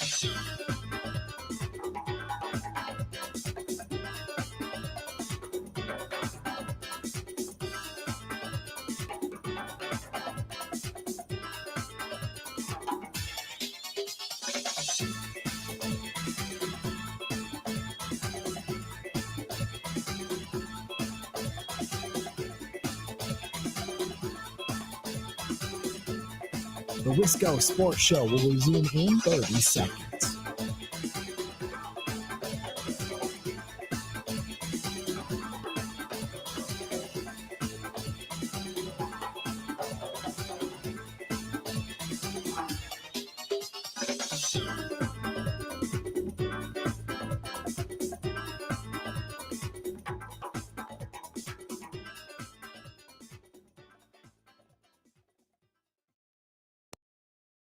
I just need to tease a bit of the detail here, which is that the core of this document involves a closed-door hearing held over 10 days in July and August of 2024, close to a year ago now, that featured witness testimony from the following people: NFL Commissioner Roger Goodell, Ravens quarterback Lamar Jackson, Cardinals quarterback Kyler Murray, current Giants quarterback Russell Wilson, former NFLPA President J.C. Tretter, former NFLPA Executive Director DeMaurice Smith, as well as the billionaire owners of the Giants, the Browns, the Cardinals, the Broncos, the Ravens, the Patriots, the Falcons, and the Chargers. Which is to say, have you ever seen a document like this before? No, that's 25% of the league's owners testifying in that hearing. It's a little bit from Pablo Torre and Mike Florio. I want to talk about this story just a bit. Not because I'm obsessed with giving you the latest of behind the NFL news. I think most NFL fans care. When is my team on? Can I watch? Are my players healthy? Is my team any good? That kind of stuff. I don't know that everyone is as concerned with the politics of football. and what goes on behind closed doors is folks like Mike Florio. I'm happy for Mike Florio. I know a lot of Packers fans don't like Mike Florio. I met Mike Florio at the Super Bowl in Vegas 2 years ago. Very brief story. I went to the sports book at Mandalay Bay after my show was done. My show was done at 5 o'clock or 4 o'clock Vegas time. And I was meeting people a little bit later in the evening. And Radio Row's right there at Mandalay Bay. So I just went into the casino and I went to the sports book because I was going to sit down at the bar and kill some time. And when I got there, I realized that him and Sims for Pro Football Talk were doing like not a secret, but like a secret show, like a basement show. And the only place they promoted it was like at Pro Football Talk. So these were all the hardcore readers. And they came out and everyone got to meet him and shook their hand. And I'm like, oh, that's pretty cool. Like, it's cool that Florio did that. And I said hello. I said, hey, I'm a Packers fan. And like, I always kind of get a kick of, you going after people who own Packers stock. And then he did his, it's just a piece of paper. He was funny. He was a very nice guy. So when I see Florio finally, like a dog that's been chasing a car for years, finally caught the NFL's hand in the cookie jar and has the forms, has the paperwork, I'm happy for him. And I like him on Pro Football, not Pro Football Talk, but pardon my take. He's always a good guest, and they always kind of give him guff for this. Like, he's kind of the crazy conspiracy uncle, but with the NFL. What Pablo Torre and Mike Florio have obtained is all of this evidence. It's texts and emails and transcripts and slideshow slides, all this evidence that came from expedited discovery from when the NFL was sued, or I don't know what the exact legal action was. They found themselves in a hearing, the NFL and the NFLPA, that was ruled on by an independent arbiter on collusion in the cases following the Deshaun Watson contract. So Deshaun Watson got that big boy, fully guaranteed deal, precedent setting in the NFL, right? And then the next couple groups of quarterbacks, Kyler Murray, Lamar Jackson, and Russell Wilson, who are next up, pursued the same thing, didn't get it.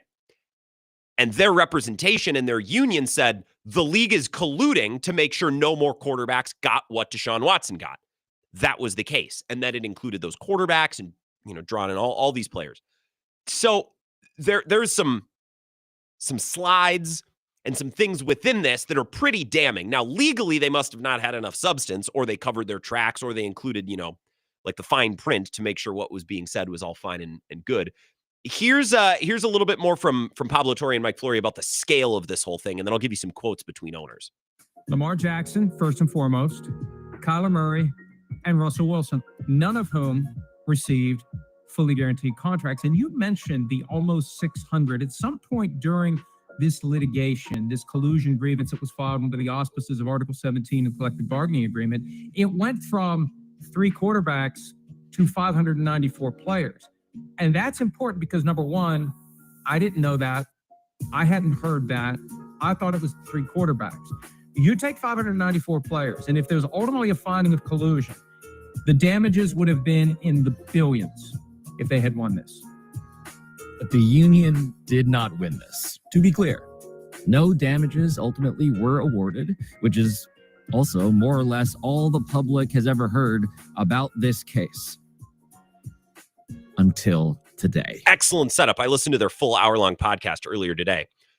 After the Deshaun Watson contract was given out, apparently, and this is what we learned through the release of some of these documents, the NFL sent in their management council, which you can learn more about if you're interested, but basically it's an extension of the league that communicates with the owners to promote and encourage certain things and business practices.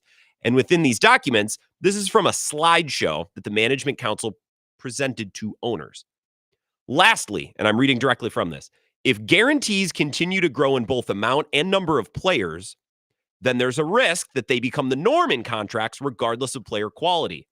That not only has the potential to hinder roster management, but set a market standard that will be difficult to walk back. New paragraph. Of course, all clubs must make their own decisions, but continuing these trends can handcuff a club in the future. The NFL Management Council from the league office is saying, hey, let's be careful about giving out contracts that are fully guaranteed. That could be a precedent that we don't really want to go there. That could become difficult. But then at the end, you see they legally cover their checks by saying, of course, all the clubs must make their own decisions. Wink, nod, wink, nod. Another bit of evidence that I thought was really interesting from this is a text exchange between Dean Spanos and Michael Bidwell. Dean Spanos owns the Chargers. Michael Bidwell owns the Cardinals. And this is exactly in the time window that Kyler Murray got his extension. Kyler Murray, following Deshaun Watson, was looking for something fully guaranteed. He didn't get it, which is why this suit came to pass. Dean Spanos texts Michael Bidwell. I'll read you their exchange. Congratulations on signing Murray. Bidwell responds, thanks, Dino. These quarterback deals are expensive, but we limited the fully guaranteed money and have some pretty good language. Thankfully, we have a quarterback that's worth paying. The response from Dean Spanos, your deal helps us for our quarterback next year. Michael Bidwell says, I think many teams will be happy with it once they have a chance to review. Cleveland really screwed things up, but I was resolved to keep the guaranteed relatively low. So you have text evidence of two owners going back and forth, rival owners.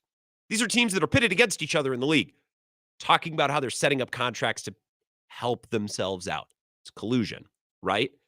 Now, the collusion must have been camouflaged in a way that allowed, this independent arbiter to sign with the league and not the PA. Otherwise, the damages would have been immense, as Florio mentioned. What's funny is the Players Association had access to all this evidence, and they kept a lid on it, even though you'd think that they'd want it out there, because J.C. Tretter seems to be dirty in this in himself. And there were communication, texts, emails, sorts of things that J.C. Tretter sent where he basically crapped all over Russell Wilson. And they didn't want that out there. He called him names and he said, Russell Wilson not getting this deal screwed everyone else. They didn't want that out there. So the PA wanted this covered up. I'm sure the NFL and the NFL owners did. Here's the point. And if you want to listen to more about this, the Pablo Torre, Mike Florio podcast, about an hour long. If you look up Pablo Torre Finds Out on Instagram, it's very good. I listened to it on the way, and I'm going to finish the last 10 minutes of my drive home. Looking forward to it. The point is, even if this is all the interest and you don't want to learn anything more, I like that the NFL doesn't do completely guaranteed contracts. I think that the fully guaranteed contract in basketball is a plague. I think the fully guaranteed contract in baseball is a plague. It's like, so Anthony Rendon can sign for 10 years and then stop trying? Paul George can sign a max deal in Philly, get injured, stop trying, and host his podcast? I think a big selling point of the NFL is that the players make great money when they're superstars who have earned it, but the teams have some power too. And if the teams start to lose that power and the athletes start calling the show and everything's driven by the superstars, then you dangerously kind of flirt with NBA territory. It's like, hey, a player-driven league is great until the players don't deliver. And then you're just a bunch of big, really, really, really paid athletes that, I got my money, that's not good for fans. So I don't want the league colluding. I'll be honest, I actually don't care if the league colludes. I don't care. So I guess I could say the right thing and say, well, hey, that's illegal. They shouldn't. Can I be honest with you? I don't care. I don't care if they collude. I don't want fully guaranteed contracts. I want the quarterbacks especially, but the great players to be compensated fairly based on the money that the league brings in, which is enormous. And I think contracts should be done similarly to the way the Packers or the Steelers do it. We will guarantee your first year. We will give you a massive signing bonus, and your per year compensation will be good if you continue to earn it and play well and show up to things and stay engaged. And if not, we are going to cut you, because that's how the real world works. And I think that's a real selling point for a lot of people among the NFL. I don't think it's why the NFL is better than the NBA and Major League Baseball. We like football more. So the NFL is playing from ahead already. But you watch NBA games, you're like, wait, Mikal Bridges gets a max contract. These guys get max contracts and they're fully guaranteed. And then these player options, like John Collins just picked up a $27 million player option today. That would never fly in the NFL. You'd be cut so fast. Are you kidding me? So I've long been saying the last couple of years, we need more organizational empowerment. Good for the NFL. It's dirty and legally or morally cloudy at best. But I like the result. I don't want players to have free reign over a long contract where they don't have to continue to show up and prove it. I don't think that's good for fans. It's not good for the product. We'll take a break. Jesse Temple going to join us next to talk Badgers for a couple of minutes. Recorded with him earlier this afternoon. He was great. You're going to want to hear this. This is the Wisco Sports Show with Grant Bills on the Wisconsin Sports Zone Radio Network.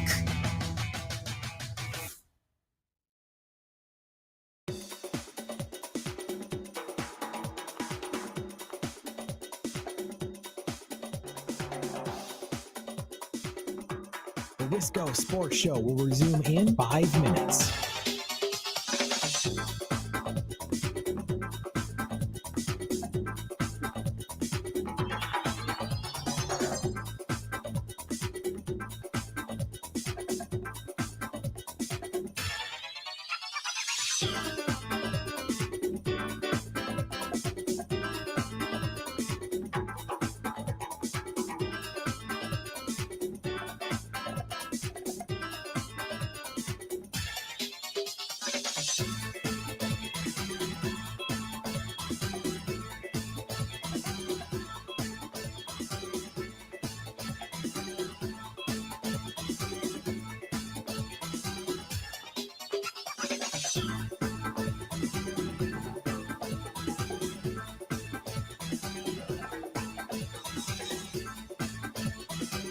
The Wisco Sports Show will resume in 4 minutes.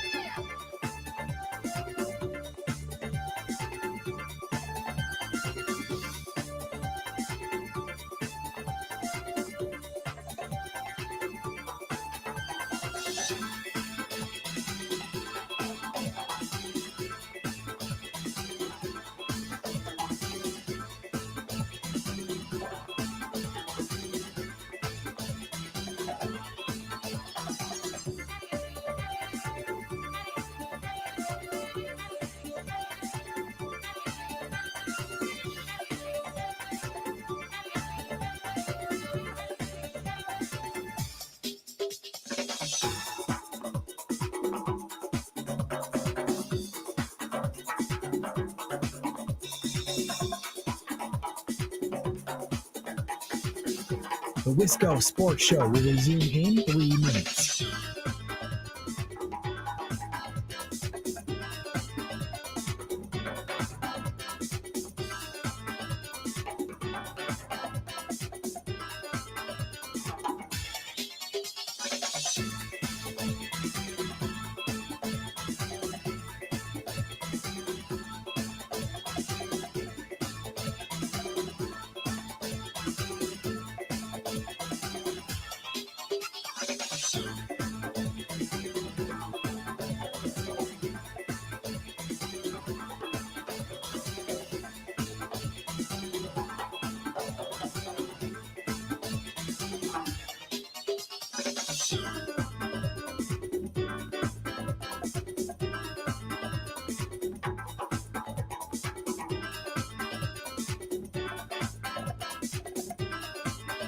The Wisco Sports Show will resume in 2 minutes.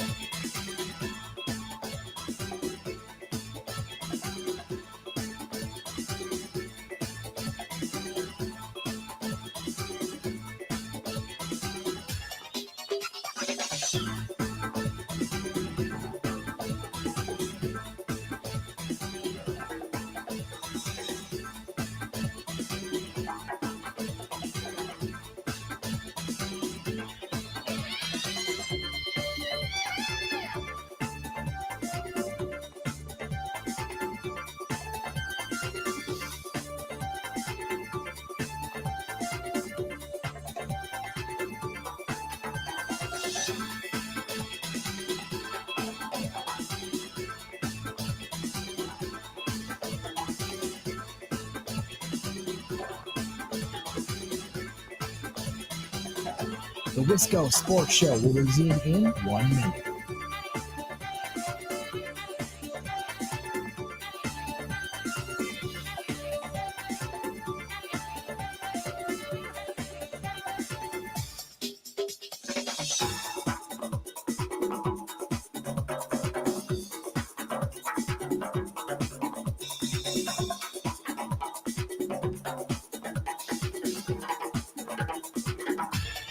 The Wisco Sports Show will resume in 30 seconds.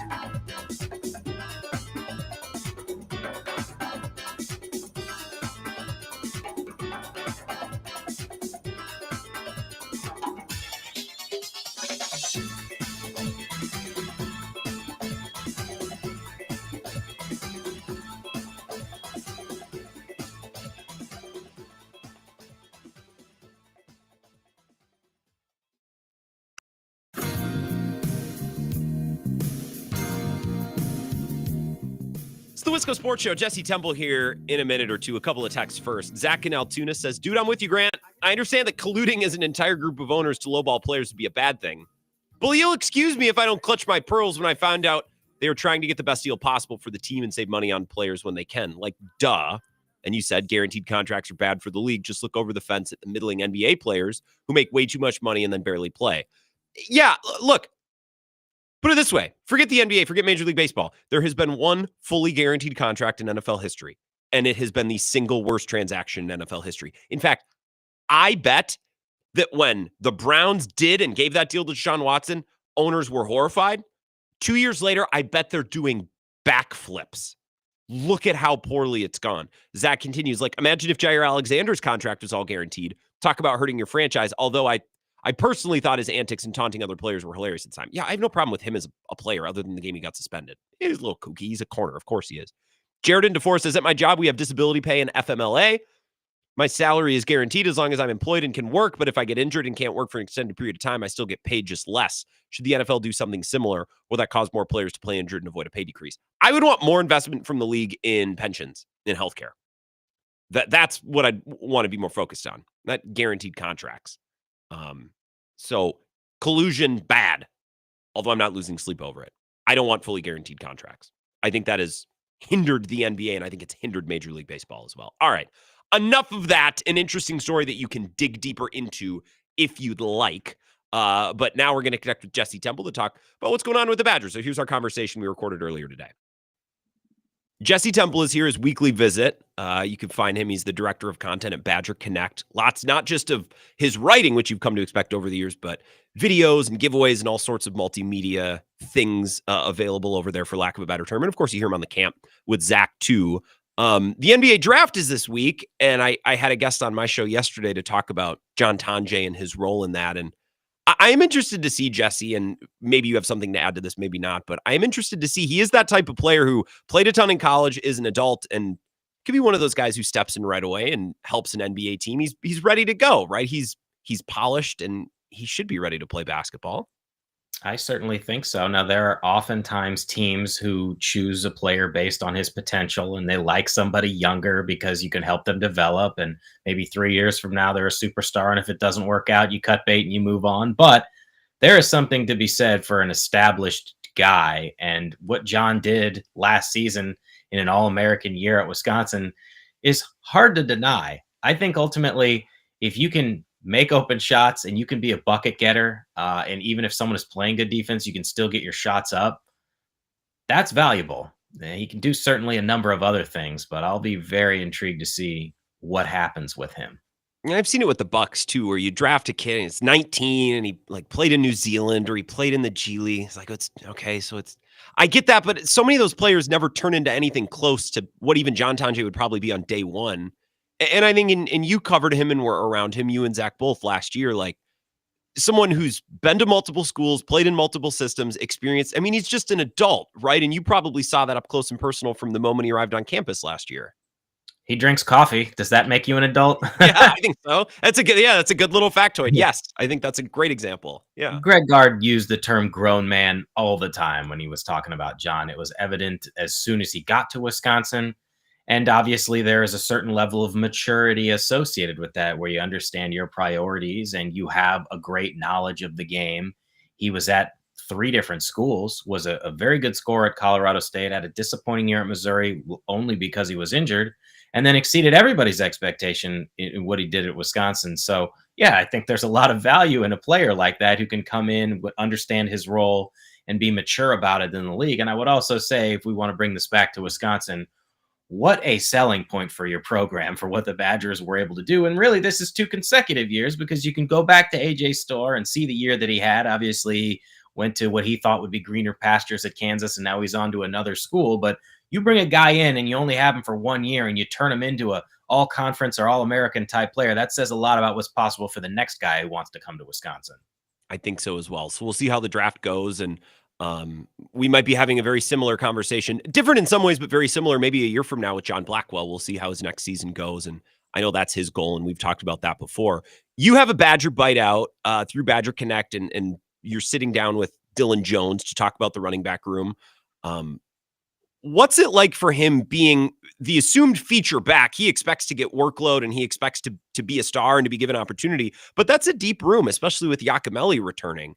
So how does a player like that walk the line of being confident, wanting to be the man, but also knowing that I got 2 or 3 guys with me who probably are thinking similar things and have similar expectations?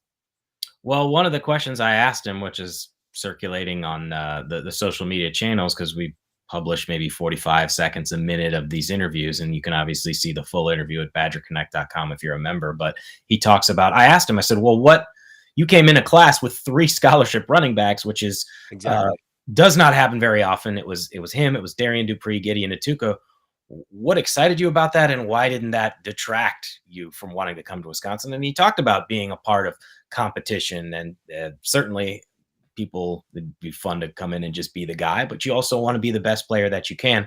And I will say, I thought coming into spring practice that Darian Dupree would be the unquestioned number 1 guy, because last year he elevated into the backup role and Dylan Jones redshirted. He only appeared in 3 games, but I think it's a coin flip right now, really. I mean, Darian dealt with an injury, minor, but sidelined for part of spring ball, and Dylan really took the opportunity and ran with it. I don't even necessarily know that it matters who starts. It might matter to them, but those 2 guys to me are a really good 1-2 combo. And certainly you don't want to rule out what Cade Giacomelli can provide. I don't know how many touches he's going to get. And then there is Atuka. It's not that deep of a room, though, which has got to be the concern here moving forward, because those are the only 4 scholarship running backs Wisconsin has. He lost Ches Malusi last year. He lost Tawee Walker. There have been some pieces that have moved around because Jackson Aker is now a tight end / fullback. So they have to hope that those guys can stay healthy, but if they're healthy, they have a lot to offer. So I want to ask you about Amari Latimer in a second, because I think that's a big piece of how we view that room and the program probably on a bigger level moving forward. But I don't remember if we've talked about this or not. So sorry if we're repeating content, but listeners may have missed it. What made the decision or why did Giacomelli make the decision to come back? I thought that would be the easy and obvious transfer, and he's still here in a very crowded room. Zach and I talked about a lot when we were contemplating who might stay, who might go. And you never know, because you don't know what's in their head or their heart. But I thought he would definitely be out because he averaged 8.3 yards per carry. He barely got any run. He went like 5 games, the last 5 games where he didn't get any touches. What more could you possibly do to earn an opportunity? But we did have a chance to talk to him during spring practice. And I thought he handled himself very well. And he was honest about what happened, but he met with the coaching staff after the season, and they said they felt like he could have a big role with this team. Now, a lot of that had to do with a leadership role. He said, it's going to be my year, but I don't know what that means. There's no doubt that he's as hard of a worker as anybody. He is an absolute weight room freak. And in the video I did with Dylan, I asked him, well, who's the strongest guy on the team? And most people have said Dylan Johnson, who's a defensive lineman. You haven't necessarily seen him play a ton, but he was an amazing high school wrestler. Very compact, can probably bench press 12 of me.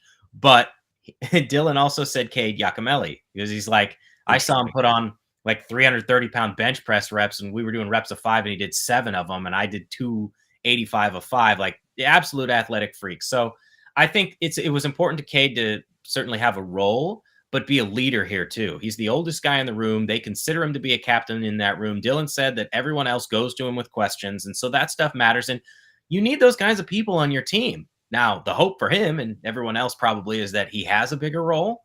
But I think those are the types of people. If they want to be here, you want them here. I love when we get little touches of that, because college sports have changed so much. And I know I bellyache about it too, but I know a lot of fans do. It's like, this isn't anything like the sport that I loved for so long. And it's cool that things like that still exist. It's in smaller little parcels and it's different, but it's nice that that's still there. And I'm pretty sure I've asked you that question at least once, but I can't remember. And I think it's important to the running back conversation. Jesse Temple is here, the camp, Badger Connect. So Amari Latimer, you mentioned that they have no scholarship players after this group right here. Is it hyperbole to say, or is it too strong to say that Wisconsin can quite literally like build an entire recruiting class around a star running back? It seems like for this program, like that's a good way to go. Well, I don't know what you mean by build a recruiting class around, because they've got 13 players already committed. I guess if you want to say he's the cornerstone to the class, Let's that go might be, that might make a lot of sense because he's a 4-star prospect who's got almost 50 scholarship offers, can go pretty much anywhere he wants. My expectation at this point is that he is going to commit to Wisconsin. It's just that people have sort of been hand-wringing about when is this going to happen. It says a lot about what Wisconsin feels and believes that the Badgers canceled all their other official visits with other running backs. There was a guy named Ryan Estrada who they were going to bring in the second official visit weekend, and they canceled with. He's since committed somewhere else. They brought in Latimer on the first weekend of official visits, which is probably the most important weekend that Wisconsin is going to have in its recruiting class, because if you're getting them on week 1, it means they want to be there. It means they're going to compare any subsequent visits to Wisconsin. You're not going to get all those guys, but you are in a very good position if you get them in week 1. They brought him back for week 2 for an unofficial visit. So I think they're in a really good spot, but obviously it's not official until he signs in December, but you got to announce that you're coming to Wisconsin first. But it's so important to get a guy like that because of what Wisconsin says it wants to be under Jeff Grimes and what we've seen in spring practice, more physical, put more on the offensive line and the running backs. And they didn't get anybody in 2025. They only went after a top end guy or two because they were okay with not getting him. And because they had the 3 scholarship running backs, they also didn't add anyone through the transfer portal. So you got to get a guy like this. And maybe this is a stupid question. Do recruits look at who else is in the class or who else is committed to the schools that they're looking at? Is that something that individual players really care about? Or is it, where can I get money, or where's a good fit for me, and everything else is everything else? I ask because, if a player like Amari Latimer commits and you can make that the cornerstone of your class, does that help maybe push other kids towards Wisconsin if they're on the fence, or is that not something that the kids really think about in your experience? It totally depends. It depends on the kid. A lot of times, some of these guys, maybe they come the first weekend and they develop relationships or bonds with these guys because they spent 48 hours together, and then they think about, well, maybe it would be nice to play with them. Or the committed guys are already here and you build a good bond with them and you say, I want to be a part of it. At this point, I don't think you're going to get somebody because Amari Latimer is committed, and a lot of that has to do with the timing. If you're the first guy in the door in a class, let's say this was the 2027 class, which Wisconsin is starting to work on now, and the first guy on the board is a 4-star running back, that might be a little bit different. But again, Wisconsin has 13 commits at this time. They're probably going to end up with somewhere in the neighborhood of 18. So I don't know that it's going to change anything, but it creates a high level of excitement, and you want to be a part of a class with a player like that. Oftentimes I see this more with a quarterback. I think of when Graham Mertz came. I mean, at the time, the highest rated quarterback Wisconsin had. I want to go play with that guy because I think he can elevate me. So it depends on the individual in the position. Kind of the voice of that class too. I remember that, including others in tweets or in messaging that I saw, you could tell he was taking ownership over that class. And look, we can, be disappointed about how that era worked out, but I think an excellent example of how that is true. So I don't want to downplay Graham Mertz and the importance of that at the time. Badger Connect, you can subscribe and watch some of these Badger Bites too. If you're wondering exactly what you're getting into, I see Wisconsin football put up one of their clips. You're sitting in front of a fireplace. This is very official looking. Hell yeah, Jesse. And you didn't have to work out. You didn't have to run around with weights or have a volleyball served at you, at least not in the last week. So I'm sure you appreciated that. Thank God. It's always good to mix it up, and you got to have some differentiating content so it's not the same every week, but we have a whole lot more coming. Badger Connect, and then, of course, catch him on the camp. That much hasn't changed with Zach, wherever you get your podcast. Thank you, Jesse. Nice to chat. Thanks, Grant. Talk soon. This is the Wisco Sports Show with Grant Bills on the Wisconsin Sports Zone Radio Network.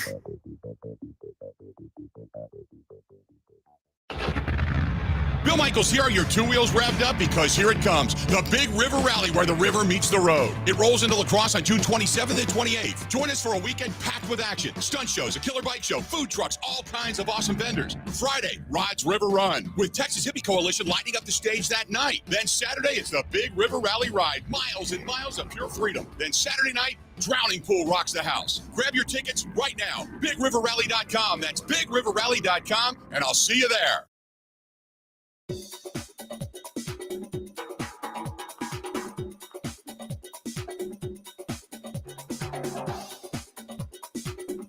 The Wisco Sports Show will resume in 3 minutes.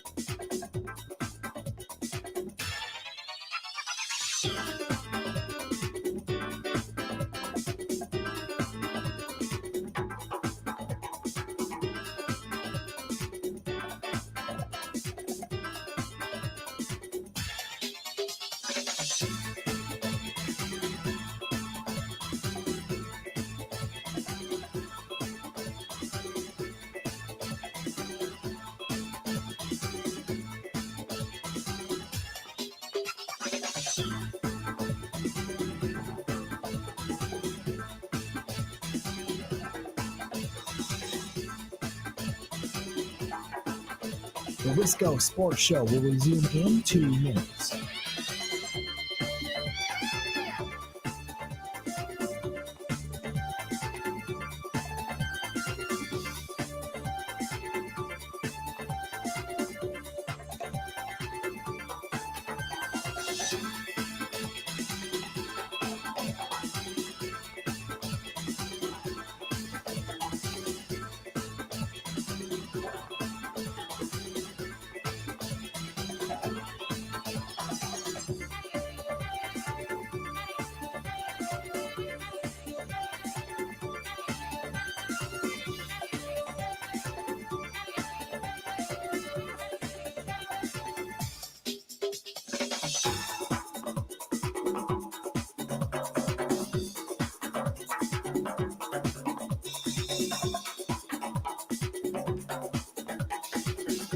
The Wisco Sports Show will resume in 1 minute.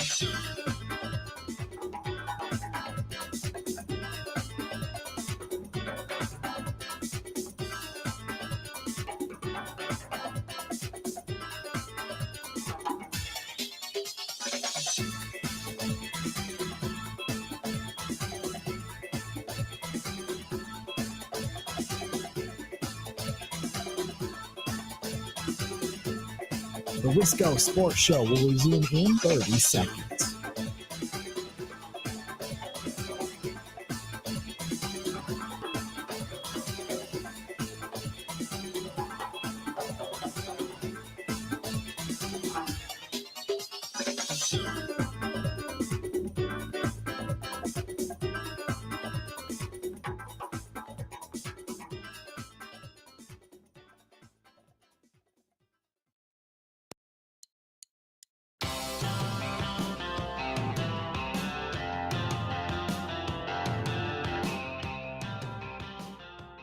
Wisco Sports Show, last couple minutes. Appreciative of Jesse Temple, his time always. Badger Connect, you should definitely subscribe, especially as things are going to start picking up. We get later this summer. We're going to start looking towards those first couple of non-conference games, and there are some biggies. And the Big Ten schedule is brutal, but also from a different perspective, it's loaded, and you're going to see them play in some of the best venues against some of the best teams. I do want to listen to more of what Pat Murphy had to say about Misiorowski. We got cut off earlier because I think it was Clemhead, or I don't know if it was Corey and Marshall called in, but I want to listen to a little bit more of this. And I want to start at the end of his first answer because that's where we left off here. I'm just going to pick it up here and we can pause and react. First and second, gets a big ground ball, then strikes out a hitter that just terrorized us, O'Neal Cruz. I mean, he just showed that he's unflappable. You know, 3 of the innings, he had the leadoff guy on base, and none of them scored. It speaks to, what he can do. What would you think of the command and the location for him today compared to those first 2 outings? Good.